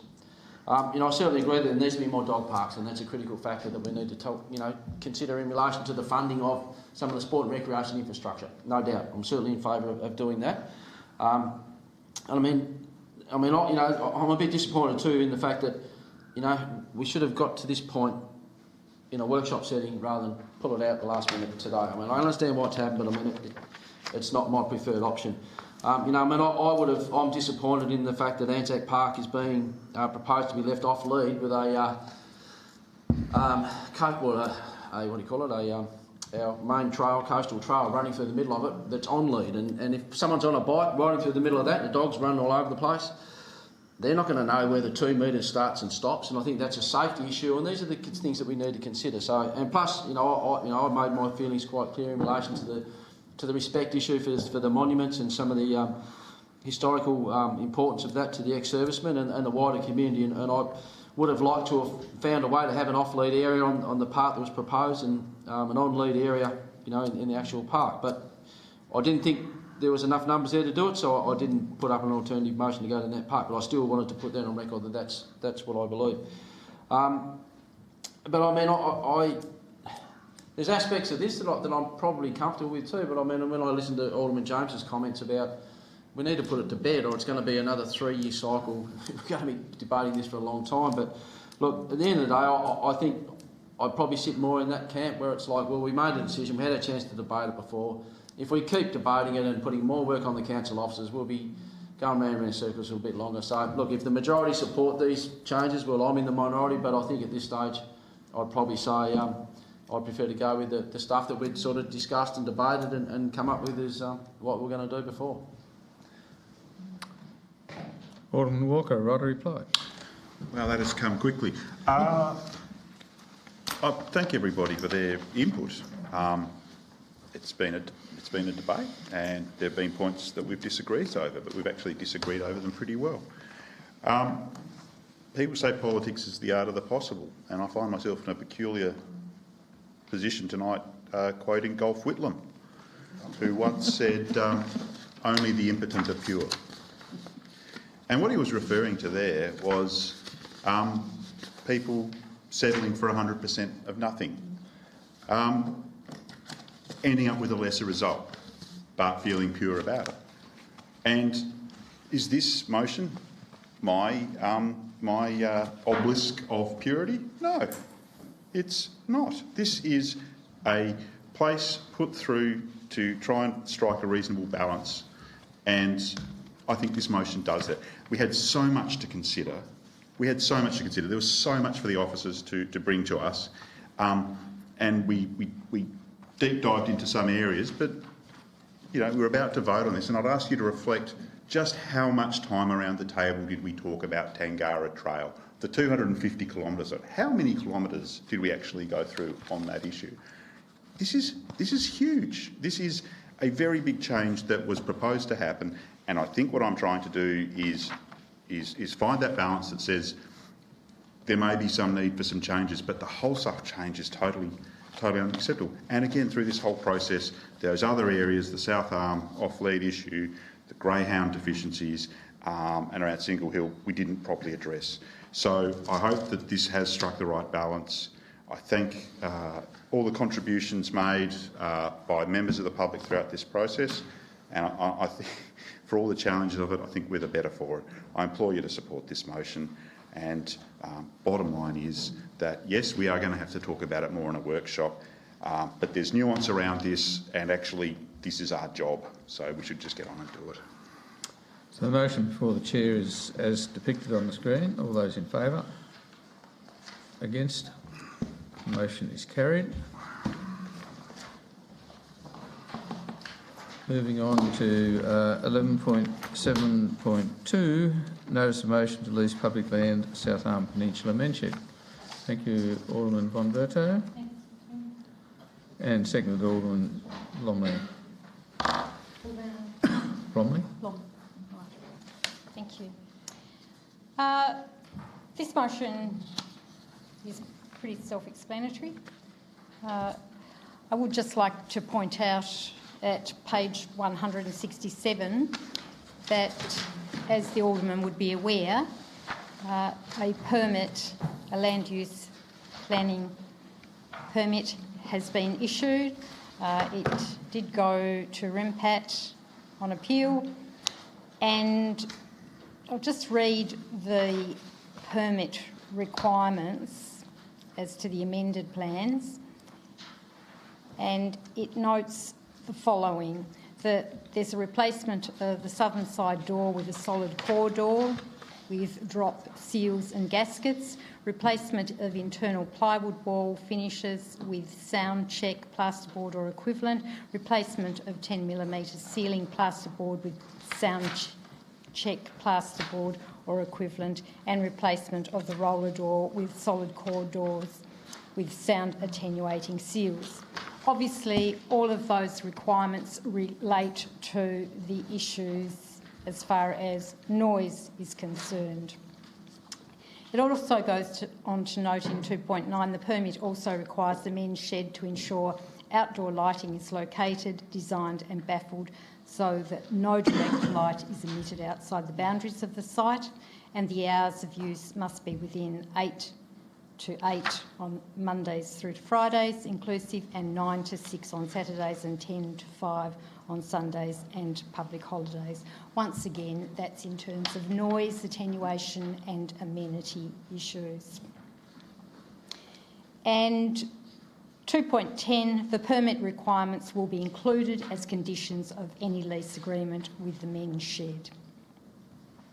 Some facts that aren't in the report and that are current is that at the 30th of June, there were actually 106 financial members of the shed, and at the moment, 83 of those have renewed for 2021-22.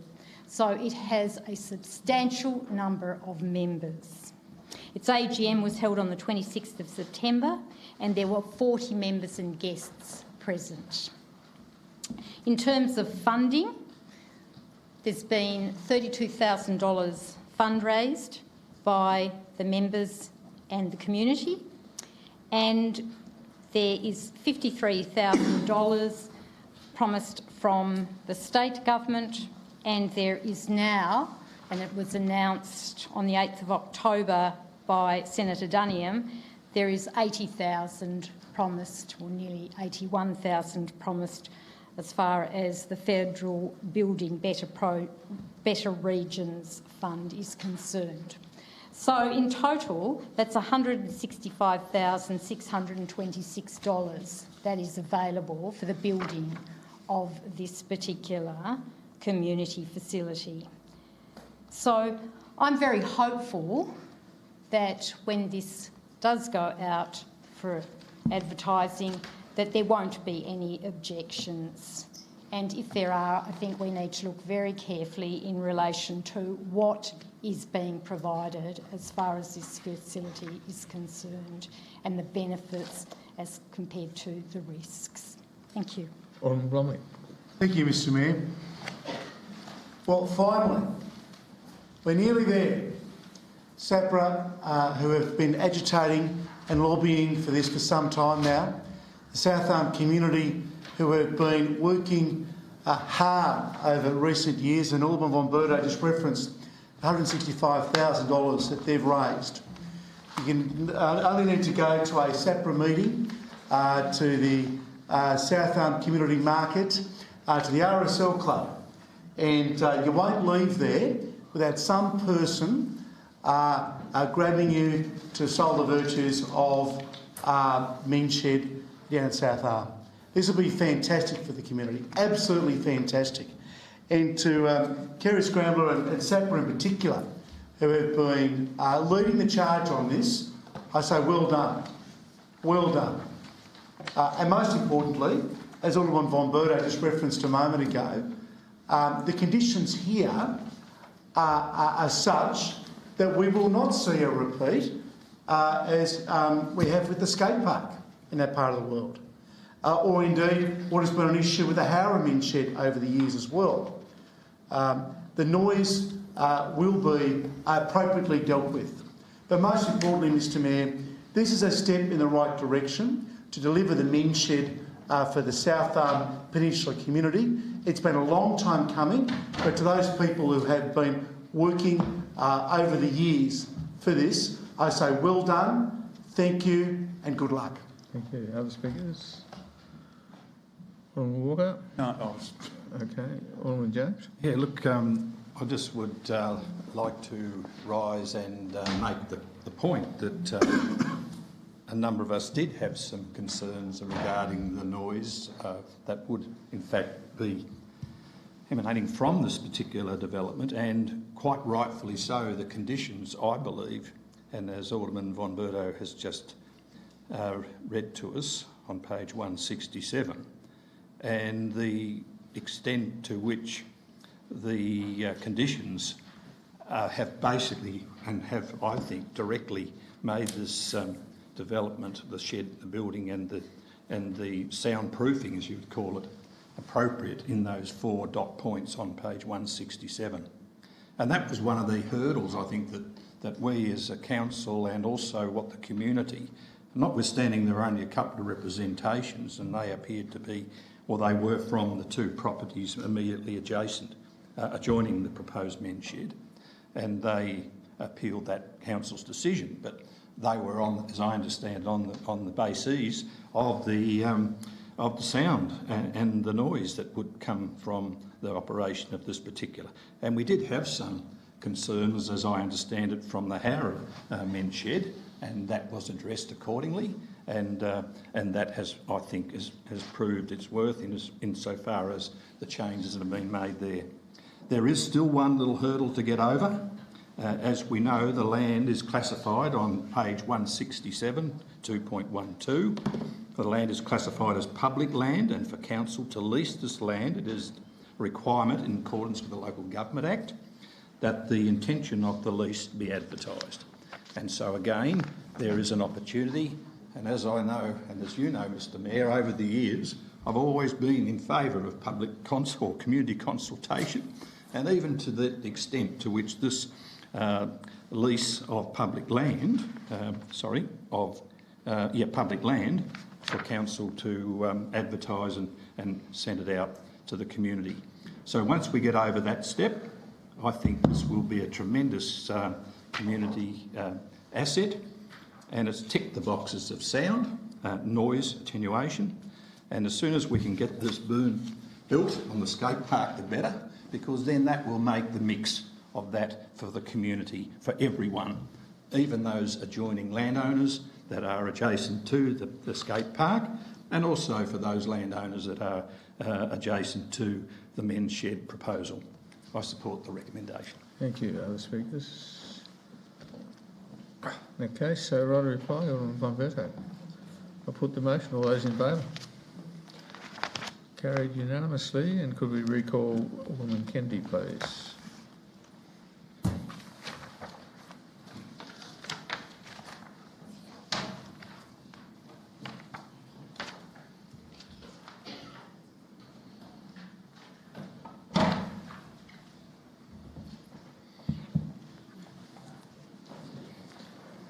Next item on the agenda is 11.7.3, notice of intention to dispose of public land at 36 Duntroon Drive, Rugby. Thanks, Alderman James. Second, Alderman Pearce. Need to speak to it, Alderman James? No, Mr. Alderman Pearce? No. Other speakers? Put the motion. All those in favour? Against? The motion is carried. Moving on to 11.7.4, the annual plan, that we adopt the annual plan. Have a mover, please. Thank you, thanks. And second, Alderman Edmonds. Thanks, Alderman James. Would you like to speak to it? I'll very briefly, I did have made some comments at an earlier stage, but I think this is a community ratepayer / resident, fairly simplified in many respects, and there are nice charts, and I think people look at charts and then they can probably identify how it flows into the different operations and so on. A little bit about the strategic framework, what the vision is, okay. There's only one thing that I did raise in relation to vision and mission, and I think the response I received in relation to that, and that was on page 8 of under the vision and mission, to dot point 3, to provide for the peace, order and good governance of the municipal area. Again, it seems to conjure up in my mind something that was when we had 46 councils in Tasmania, and prior to that, there was always in that particular purpose of a council in those earlier days was to provide peace, order and governance. So I think that's a real... It's fairly loose, and I would have thought that there could have been a better purpose for that. Point of order, Mr Mayor. It's actually Section 20 of the Local Government Act, the current Local Government Act. It is, and you're quite right, but it's just been identified as one of those aspects of the Local Government Act, Section 20. And that's the point I'm trying to make, is that, OK, we've identified Section 20 of the Local Government Act and just basically cut and paste that provision into there, whereas we could have utilise some other aspects of the Local Government Act, Alderman von Berto, to make it. Yeah, I support. Thank you, Alderman James. Other speakers? In that case, I'll put the motion that we adopt the plan. All those in favour? Carried unanimously. Thank you. Moving on to the Rosny Golf Course Management Tender Outcome. Alderman Edmonds. Yeah, I move the alternative motion in my name. Do we have a seconder, please? Thanks, Alderman Pearce. Alderman Edmonds. Just really briefly, we still have a valid decision of this council that was widely supported by everyone in the community. I believe the financial picture we've been painted is worst case scenario. I think that we owe it to the community and the vote that we originally made to work harder. And I think that there's a few furphies around where the golfers might come from to back this up. So I remain confident with the right intent we can get golf back as an interim measure. Some people might consider golf's days at the course are numbered, but I don't think the course is dead yet. Thank you. Alderman Pearce. I totally agree with the mover's comments, Mayor. I don't think golf is dead in this area.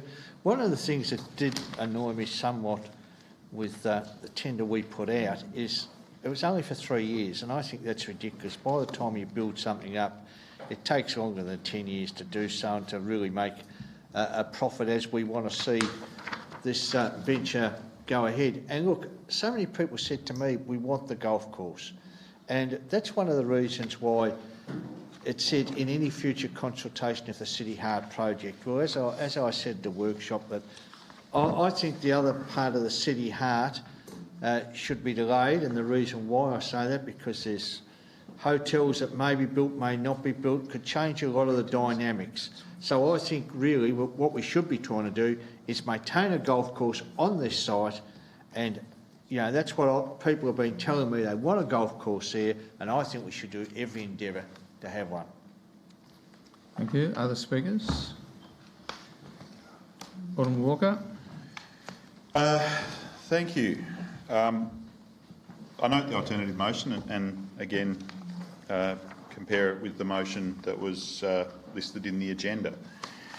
April 19. Cold night where I was furloughed and unable to attend this meeting. And for my sins in a past life, though, I did watch that meeting today. So a couple of points to note. I don't for a moment discount the sense of well-being and sociality that people had around attending this golf course. And I think that's where a lot of the passion was coming from on April 19, people seeing something that was of value that was potentially going to go.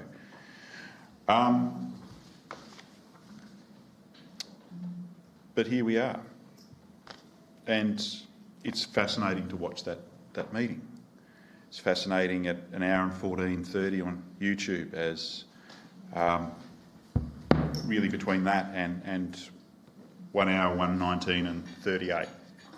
Most important 5 minutes of that meeting. That's where an alderman gets up and questions the general manager, and you should watch it on the tape, around the status around YMCA and where things were at. And following on from that, an amendment is suggested, accepted by the mover of the motion, but rejected by the seconder. It was noted in the lead up to that again, the YMCA were prepared to engage, that they had somewhat depreciated but the machinery on site. They had the corporate memory and they had the willing staff. 1 hour, 19 minutes and 38 seconds, the point where that suggested amendment was rejected. And therein lies the finish of that golf course at that point. And here we are. I can't be sure how I would have voted on that night, but I do know that if that motion had got up, then that would have been Council's position and it would have been churlish to do anything other than support it. I also had an expectation that through a tender process there'd be something for us to consider. And again, given the decision on the night, I would have supported a complying tender. I think that would have been the right thing to do. But we are where we are. The motion talks about maintaining the standard. I spent over an hour on the site on Saturday. It's something that I've now been able to do because for the 40 plus years of my life here, I wasn't a golfer, so I never got to experience it. But maintain isn't the word you're now looking for because of that decision, because of things stopping hard. It isn't where it was. Whether it's the mushrooms on some of the old putty areas or the weeds and everything through that, the area is not where it was 4 months ago. Council had a choice, no, 6 months. Council had a choice, and again, 1 hour, 19 minutes, 38 seconds, that stopped. And so here we are. Now, there will be a process through the City Heart, and that doesn't preclude golf. I think it would be peculiar to say we are going out for expressions of interest, must not be a 9-hole golf course. That's not where it's going. That is still there. But because of that decision, because of the decision to not extend for another couple of years with the YMCA, as you can watch on the video between 1:14 and 1:19, how that was something that could have happened, the golf course stopped, and it can't just be click the fingers and rehabilitate it. There's a lot to do there. I also actually, through that debate, one of the things that was also insightful for me, Your Worship, was Alderman von Berto running through the history lessons, and I actually think we owe a big debt of gratitude to Doug Dowse, who was one of the ones to say, look, we can't be sure this might always happen. We need to take some steps so that we don't lose this piece of land out of local public control. And so had that motion not been moved by Alderman Dowse that was unanimously endorsed around the table, on that date in April, that land would now have resumed back to the state government, who have somewhat different priorities than us. And I put to you, in a current climate of land constraint, increasing building prices, that they may very well have decided the best use of that land wasn't public open space, and that perhaps their priorities were around large-scale housing. So I'm not in a position to support the motion. Thank you, Alderman Walker. Any other speakers, please? Alderman Ewington. Yeah, look, if there was a way to keep golf going in the short term while we consider the City Heart, which I believe is the more important issue in relation to this piece of land, I'd be all for it. But I mean, look, we've gone through a pretty extensive process in calling for expressions of interest. I mean, if there was someone out there that was going to operate this course, we would have found them. You know, I mean, it's you know, and we haven't. You know, I mean, there's time to make a decision. I mean, Alderman Pearce saying we should have extended it for 3 years to give them a chance. Well, I mean, it's already been in incline for 6 years. Giving someone 3 years is then going to derail the process of moving towards the City Heart and looking at how we can best use that land, which is really what this is all about. And I mean, a couple of, I think you alluded to this one, Alderman Walker, when you said, well, you know, I mean, golf may have a future on this site, but just not in that current format. And I mean, every time we delay this decision, we're actually delaying the ability for us to come up with a better way of doing that. I mean, I've said this several times in workshops where, you know, I mean, a smaller par 3 6-hole course that's better for beginners and better for older people to get around and that maintains that social connections, you know, may be a good option. But, you know, it's time for us to move forward and get on with that and actually make it happen. You know, I mean, bottom line is, you know, I think the City Heart could provide, you know, a lot of other recreational opportunities, not only golf, but for other activities for the whole community and other economic benefits to the community and socially connecting activities and hospitality and all those sorts of things.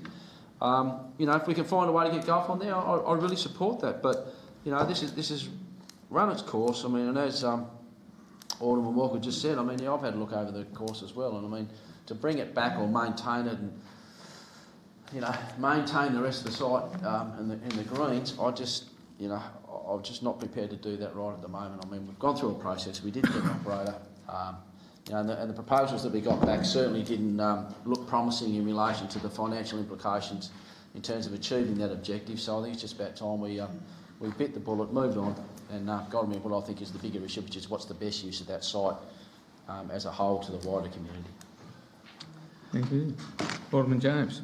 Thank you, Mr Mayor. The interesting comment that Alderman Walker made in relation to the YMCA, he wasn't present at that meeting when we discussed it. Okay, he did go and look at and review the meeting, but we all know from our discussions with the YMCA that they felt they wanted to get out of it. They felt that their time had come up, and we offered them to submit a business case as to why and how they could extend and improve upon the operation of the golf course. But they didn't do that, and they basically said, we've had enough, and they wanted to walk, and they walked. And that is the simple fact of the matter is.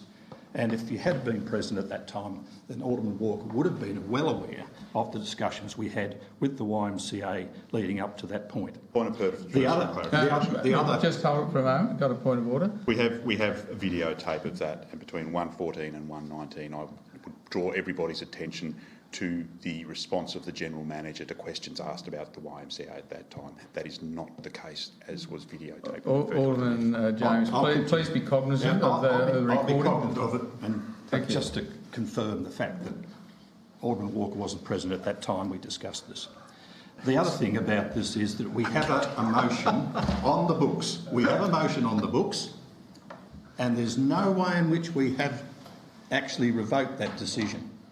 The motion is that Council authorise the General Manager to negotiate with interested stakeholders for the continuance of the operation of the 9-hole golf course on the Rosny Golf Course site as an interim measure until such time as the Council consults widely with the community, etc., etc. That is the decision, and there is nothing stopping any person or organisation, golf-related, to come forward to Council and say, look, we can put forward a proposal which may not be to the tune of what has been provided in that earlier submission, but at the same time there is still open to discussion, and it hasn't been revoked, and that decision still sits on the Council's books, and until such time that is revoked or a decision is made in relation to that, then there is ongoing discussion as to whether a person or a group or organisation comes forward and therefore puts forward a submission to put forward to council for a consideration and a continuation of the golf course. So that is fact, and it's there in black and white. The other point about this motion that's been put forward by Alderman Edmonds is that, okay, it continues to maintain the golf course greens to an adequate standard pending attempts by council to find an operator. That any financial impacts of this decision are brought to council workshop for further discussion. Now, if you reject that motion, okay, you still have on the books. You still have on the books a decision of this council that there is a continuation of this particular golf course proposal, and that is still a live motion, and it's there for people or organisations to come forward and put forward a submission. And we, as a council, would have to consider that, no doubt about it. And therefore, we could make a decision in relation to that, and therefore golf can and may continue. And I think in the longer term it will continue, because I think that's what the community wants. Whether you like this motion or not, it won't make one iota of a difference to, in fact, what we have decided on the 19th of April 2021. The fact of the matter is, this is a motion that is giving some credence and support to the maintenance and ongoing of the golf course greens for an adequate standard. But if we reject these particular matters, then okay, that's the decision of this place. But at the end of the day, we still have a motion on the books, and out there to the community at large and those organisations associated with golf, they have every opportunity to come forward and put forward a proposal for the continuation of a 9-hole golf course at the Rosny Golf Course Green. Thank you, Alderman James. Alderman Blomley. Thank you, Mr Mayor. The previous speaker made the comment that this motion won't make one iota of difference. Well, Mr Mayor, I beg to differ. I beg to differ because of Part B of the motion, and that is that Council continues to maintain the Rosny Golf Course greens to an adequate standard pending attempts by Council to find an operator, and continues to maintain the rest of the site as a green public open space. There's dollars attached to that, Mr Mayor. There will be more than one iota of difference. As we know, there's the potential of hundreds of thousands of dollars worth of difference. You go into Part C of this motion, that any financial impacts of this decision are brought to a council workshop for further discussion as soon as possible.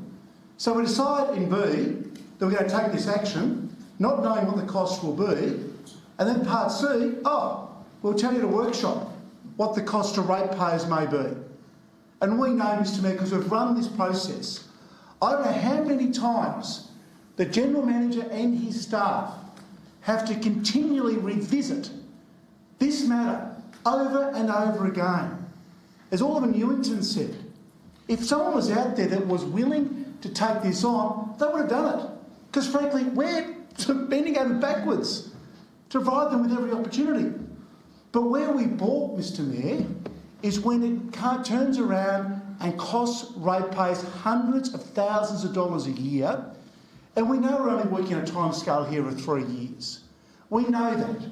And if we're serious about the City Harp project, and I heard last meeting, I think, and please correct me if I'm wrong here, but one colleague suggested, we'll put the City Harp project on ice. Goodness me. Now is the time to move forward and making the tough decisions. We know that there's costs involved with maintaining greens. We also know that the irrigation system is near end of life. That's a very real potential risk or risk to us. It's not a case of build it and they will come, or maintain the greens on the hope that a great white knight will turn up. Because that's not how we should be operating when we're talking about ratepayers' dollars. This is just too serious an issue to be sending out false hope to ratepayers. So we're going to spend all this money maintaining the greens for someone who may not turn up to take on the business of running the 9-hole golf course. I just find it quite incredible. Of course, Alderman James is correct when he talks about an unsolicited approach. By all means, if the great white knight turns up on our doorstep and says, I'll take it on. There won't be a cost to ratepayers, I'll do it. Well, so be it. But there hasn't been a great white night, Mr Mayor. This has received national exposure. We've had the Golfing Australia CEO approach council and talk to council about this. There's been op-eds by the CEO of Golfing Australia. It's widely known throughout the golfing community that we are crying out for an operator, but not at the expense of hundreds of thousands of dollars to ratepayers. So, Mr Mayor, at the end of the day, if we could provide golf, would we? By all means, I'm sure we'd all agree to that. But we have to be prudent, we have to be responsible when we're talking about ratepayers' funds. And it's for that reason, Mr Mayor, that I certainly am unable to support the alternate motion for us this evening. Okay. Alderman Mulder. Mr Mayor, I think some facts were the YMCA were to stay, but they wanted to continue the $50,000 per year management fee, and that $50,000 management fee was what it costs us to continue to maintain the course as it is. That has not changed. The lack of an operator means we are now spending the $50,000 on maintaining the grounds instead of giving that to YMCA to maintain the grounds. So the cost to the ratepayers continues at around the same pace. But there are some... So 3 years, when they lost interest, of course, was when the expressions of interest went out, which suddenly introduced the idea that this had to be at no cost to the ratepayers, period. In other words, a cost saving to the ratepayers of $50,000 year in, year out. The 3-year term comes from the fact that the City Hart proposal isn't expected to be finalised until for another 3 years, or as this thing drags on, for another 2.5, 3 years. But the point with it is that leaving the door open does nothing to halt the City Hart process, because the first step in that, as we've discussed recently, is going out to consultation and getting some idea about what sort of uses there would be. And if we get an overwhelming response of we want a 9-hole golf course there to remain, then, you know, nothing in this motion has impacted upon that, upon the City Hart process. So it's not about make a decision so we can move on. We're moving on. All this is doing is leaving the door open to an interim use, which may actually end up being the permanent use. So, you know, and we talk about the cost to ratepayers. Well, we've just tonight heard a great discussion about how the $8 million investment in the rugby sports complex is a third, and we've just sort of said it well quietly, whatever the ongoing costs of that are, well, the ratepayers will just have to find that. And of course, and we've also heard that for very good reasons, the health and the well-being and the activity and the recreational needs of our citizens, and the fact we need Clarence Plains because there's such an absence of these things, and they've got all the benefits of the hospital budget and all those sorts of things. Well, here we are. We don't have to build this. It exists. So, you know, we can find $8 million for the Clarence Plains. We can find $500,000 for Bellareve Oval, which has basically been kidnapped by elite sports. We can find $500,000 to keep operating the pool, and we can't find $50,000 to keep the golf course open. Warren. Thank you, Mr Mayor. I was elected to represent the people, and I've had a lot of people say to me that they really want golf to continue. I haven't had one person say, please just get on and do the City Hart project. I'm not sure that people even understand what it is. They certainly don't have the same passion about the City Hart project as they do about golf. I think that when we did the initial consultation around City Hart, we probably didn't make it clear enough that the future of golf was in jeopardy. And I commend Alderman Edmonds on his motion, and particularly Part D, which gives us the opportunity to go back and say, do you see golf as being part of the City Hart in the future. And in order to make that possible, we do need to preserve this space and maintain the greens so that we have those options. I would see that as happening fairly early in the new year, which means that we're not looking necessarily at hundreds of thousands. We might be looking at 50,000 or 100,000 to maintain the course until that consultation takes place. But yes, just to reiterate, I'm representing the voice of the people. The people that have spoken to me have made it loud and clear that they want golf to continue. So I will be supporting this motion. Thank you. Alderman Chong. Thank you, Mr Mayor. I have a couple of fundamental problems with this alternate motion. The first one is where it talks about pending attempts by council to find an operator. We've gone through a whole process. We sent out an expression of interest, we got tenders, we didn't find a tender that complied. So that process is exhausted. Yes, Alderman James is quite correct. We still have a motion on the books that says we're happy to somebody to come and talk to us, and we are, if we could find someone who can come and talk to us to give us a possible scenario that doesn't end up costing us a lot of money. My second issue with this is the money that we put aside in the budget to maintain that area doesn't maintain that as a golf course. It doesn't maintain those greens at a level at which you could play golf on them. As has been mentioned already, there are weeds, there are mushrooms, there's a whole lot of things there that would mean that if you actually wanted to get your golf clubs out and go and play a round of golf, you'd probably be cursing once you get past a couple of holes. Nothing in here that talks about how we properly allocate enough money and from where in our budget do we take that money to go ahead and maintain this if this is what we want to do. And I guess finally, obviously I don't play golf, and obviously I mustn't know many golfers because I've been talked to by so many people about how wonderful that area is to walk across, how the bird life is coming back there, how the native animals are coming back there, and what a pleasure it is to walk across there when you don't have to worry about avoiding golfers and golf balls. So obviously the community that talks to me is different than the community that talks perhaps to Alderman Warren and other people, but there are genuinely as many people out there who love what's happening with that site at the moment as used to love it as a golf course. Alderman Kennedy. Thank you, Mr Mayor. Excuse me, I live in an area that's surrounded by golf courses and I wish one of them would actually move out and give us a bit more open space in that particular area.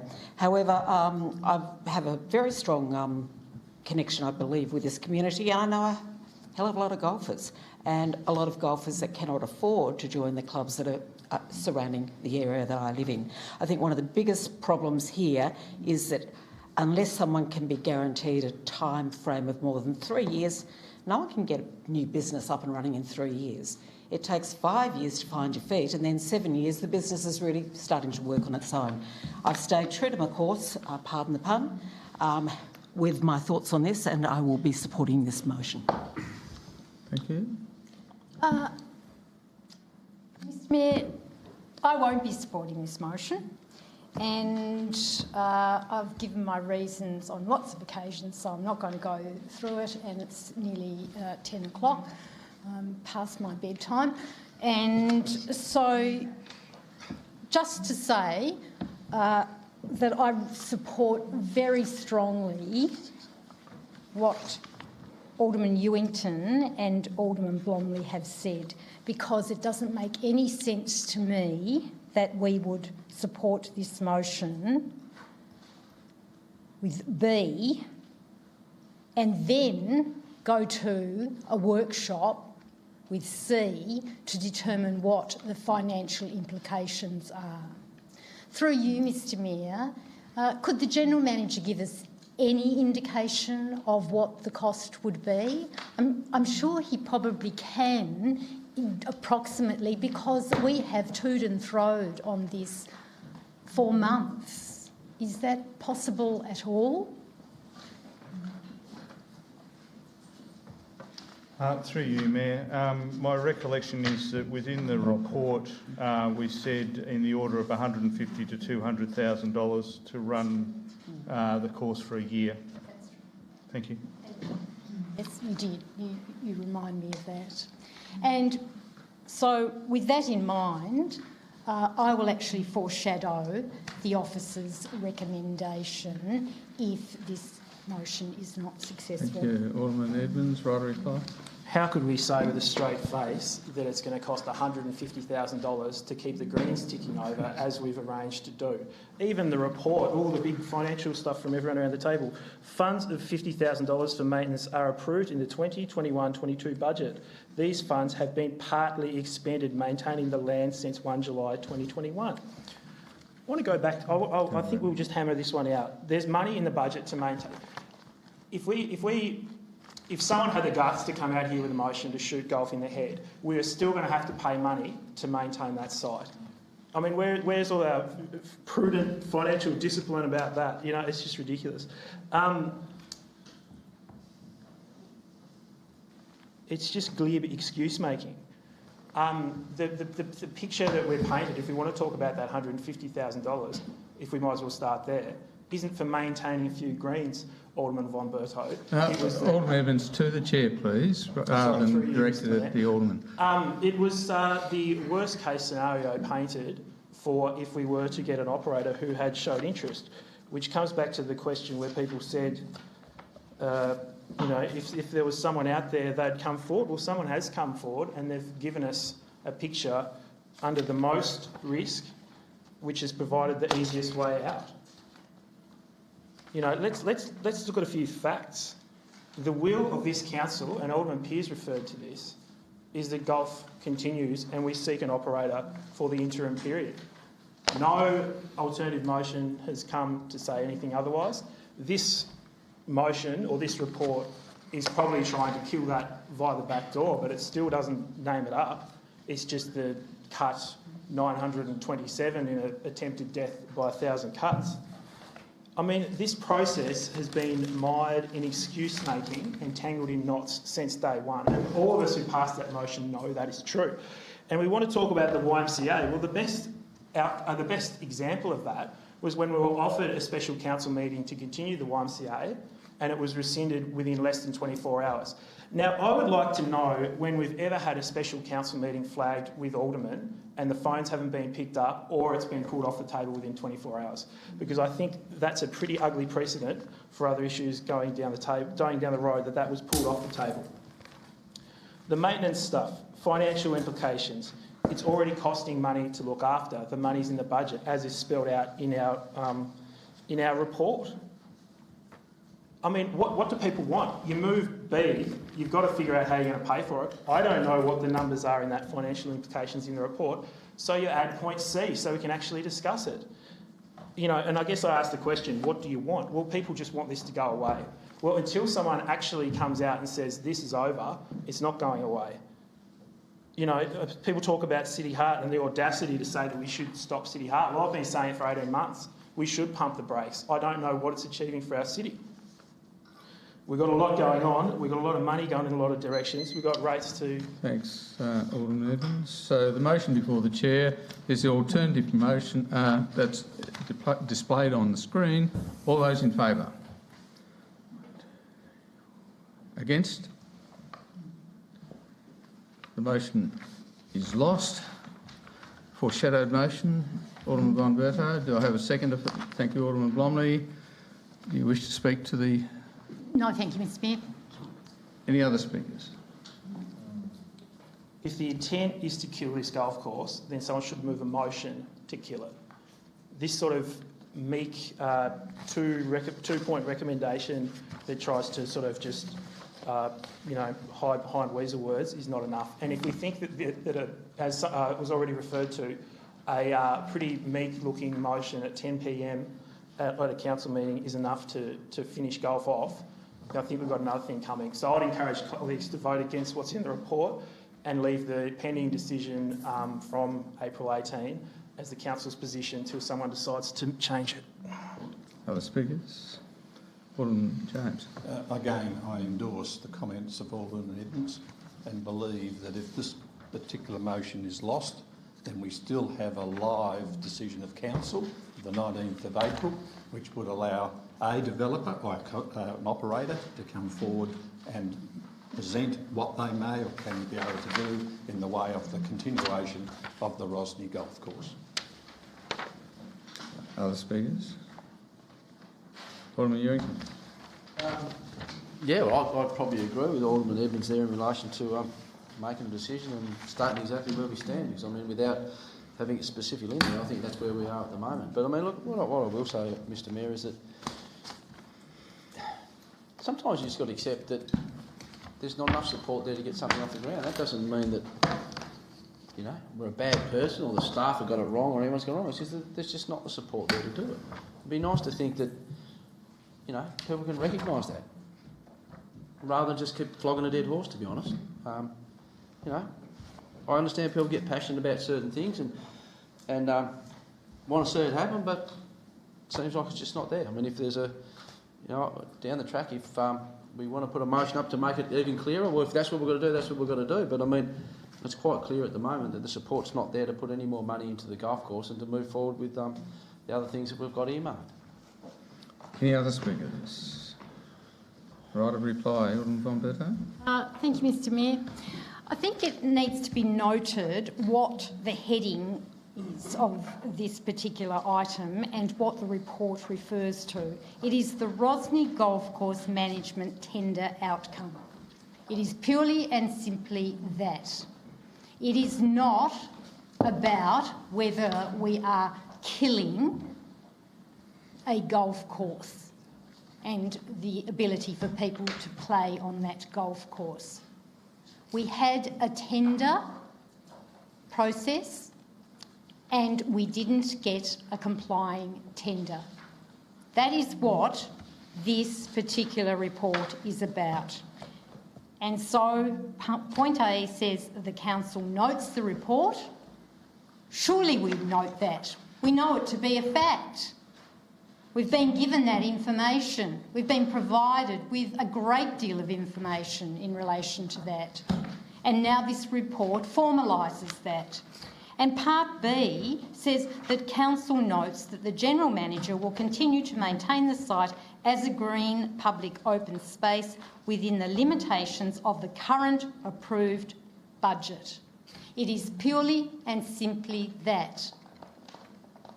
And for Alderman not to actually support this motion is denying what has actually occurred, both in terms of the tender process and in terms of the budget process. As far as that we have a motion on the books to continue looking at whether we can get an operator for the golf course, fair enough.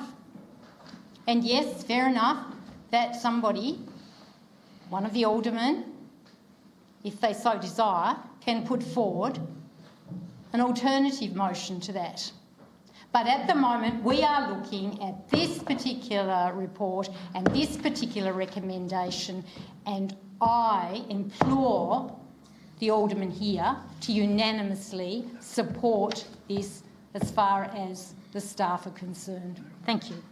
So the motion is the officer's recommendation. All those in favour? Against? The motion is lost. Next item, is it? Sorry? Do we move to the next item now? Look, I think we need to. I think we need to, Mr Mayor. Let's move on. So, Alderman's question time. We have no matters on notice. Answers to questions from the previous council meeting I will take as read. Questions without notice. Alderman Mulder. Thank you, Mr Mayor. At 6 p.m. this evening, would you believe, 1 hour before this meeting started, Tas Roads formally announced public consultation on Mornington Road, a roundabout improvements. Is that right? No, I'm lying. The question is it right, isn't it? Mr Mayor, unfortunately, in a lot of discussions you and I have had many times, the Gordons Hill Road ramps are not part of that project, the study project. And despite the fact I think we have been formally advised that they were, yet when the study comes out, they're absent.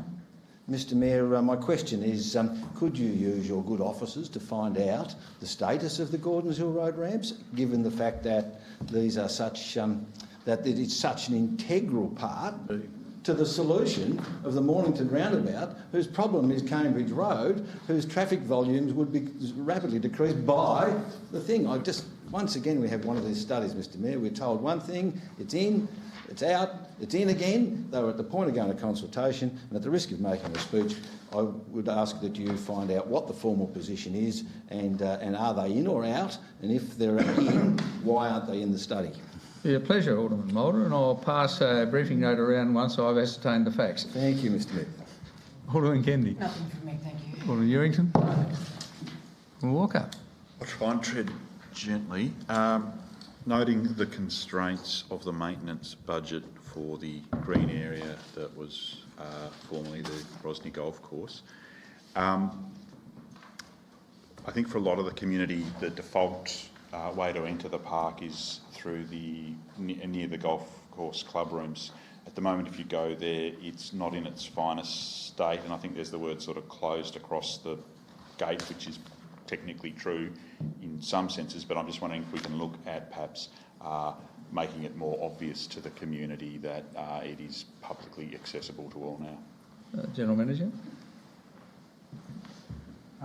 Thank you for the question. Through you, Mayor. We had previously considered signage prior to the April decision. I can certainly bring that to a workshop for discussion. Alderman Pearce. Thank you, Mayor. General Manager, I never gave you time in the dog management policy to answer the question which I did put forward. Can, when we're doing consultation with the dog management policy, can it be broken up into areas? I mean, it'll have to be done every 5 years, you said, so... Through you, Mayor, I'd need to take that on notice and have a look at what the legislation requires. Thank you. Thank you, Mr Mayor. Mr Mayor, is there a new strategy being proposed for the management of our community halls throughout the city? Through you, Mayor, that's an issue that we're looking at the moment, and it's an extension of previous discussions we've had about the Howrah Community Centre and Almas. I understand there's 2 other halls that have had some issues around the ongoing nature of their management committees. So we're looking at that as an issue to bring into the budget process and a workshop prior to that. Excellent, thank you. And Mr Mayor, my second question is, following on from the briefing that we received a number of weeks ago from Stadiums Tasmania, has there been any update from the officers, particularly in regards to timing when the legislation may be tabled and the potential impact in the short to medium term on Busselton Arena in particular? We haven't had any further updates through you, Not Mayor. me. Thank you. Alderman Edmonds. Thank you. I've got a question about some concrete ripple pads at Kerrier Road and Grass Tree Hill Road and Mallock Street and Laurel Street in Risdon Vale. They were put there to stop people cutting through the intersections or doing burnouts, but apparently they've been knocked out of place and destroyed. I wondered if we have I know it's been raised by constituents, if we have a timeline for the replacement of those. Mr Graham. Through Mr Mayor, I'll have to take that one on notice. Thank you. Sorry, I can probably add a little bit to that. I do actually know something about that. We wrote to the constituent about 3 or 4, it was after the last council meeting, in fact, so within 3 weeks, and there is a work order in the system for that work to be undertaken. Great, thank you, that's good. And the other question is in relation to my question from last meeting about gatherings at barbecue facilities, etc. I'm still not really sure what the threshold is to actually notify the council if you are planning to have a barbecue, a birthday party, a campaign event, a community rally, etc. Can I have some clarity on that, please? Unless Mr Graham has an answer, I'll need to take that on notice as well. Be stipulated in the bylaw, I suppose, on public places bylaw? Well, it's just that the figure quoted in the question, yes, 100, but also 30, and the answer is very specific about the 30. And I just think there's that many different events you could hold, and I don't want to go down the pathway of prior to last election when people brought up backyard cricket, but you can crack 30 people pretty easily at a 5th birthday party. And I'd hate if we were putting an 8-week notice period on people having birthday parties at our parks. All right, we'll take that on notice. Alderman von Berta? Thanks, Mr Mayor. I've got 2 questions. When will the audio-visual system upgrade in the council chambers allow for virtual attendance by an alderman at a meeting? Through you, Mayor. We are waiting on a particular piece of equipment to work with the system that we've got at the moment, and because of global shortages, that's proving very difficult to track the right piece of equipment down. It's a piece of equipment with particular types of ports that we're looking for. Once we've done that, it'll be a question of how quickly it can be delivered. Does council's air conditioning system in the council chambers and the council offices have HEPA filters, which are being considered as COVID mitigation measures by some organisations? Through you, Mayor. The short answer is no. The slightly more complicated answer is that we have what are referred to as F5 hospital grade filters in the system. And the advice I have is that any upgrade to a HEPA style filter would require a major overhaul of the system because those filters, because they have an increased filtering capacity, will put a lot of strain on the overall system. So we're at a level of filtering that is hospital grade, but not at the HEPA filter level. Alderman Jones? Yes, thank you. I have 2 questions. Firstly, in relation to the Amen Golf Course, has the proponent received federal funding for the provision of the, I think it's grade B, recycling water in the pipeline to source the watering of the golf course at Amen? Through you, Mayor. We understand that the proponent has, but I haven't had that formally confirmed. But my understanding is too that they're working towards being able to deliver grade A water. Oh, was it grade A? That's an understanding at this stage? It is. Look, my apologies. I knew it was either A, B, but not D or C. Okay, thanks. Second question is in relation to the public pier and / breakwater. Given that Mr Graham, in his response under the answer, in his answer on page 225, and he says that in relation to the issue, it is a structural item which requires engineering sign-off, unquote. Given that there is an engineering matter that needs to be signed off, does this in any way prevent the Belrive Yacht Club proceeding with their approved DA for the extension of their marina? Through you, Mayor. Short answer, no. Right, thank you. Alderman Warren. Thank you, Mr Mayor. It's been brought to my attention that a substantial amount of fill has been deposited on the Drury Point land. I know there isn't yet an active DA on that, so I'm just seeking some clarity on whose responsibility that is. Given that we're expecting a significant amount of rain and the environmental danger of that ending up in Ralph's Bay, I'm not sure if it's a council responsibility or an EPA. I'm just seeking some clarity on whether the General Manager is aware of that and whether we should be taking any sort of overview of that. Thank you. Through you, Mayor. No, I wasn't aware of that, but I'll take that on notice and follow up and provide an update as soon as we've got some answers. Thank you. That brings us to the end of the open session of council. I'd like to thank the members of the audience who've been here tonight, and I'd also like to thank those that are watching us on electronically. Can you close the feed, please? And thank you.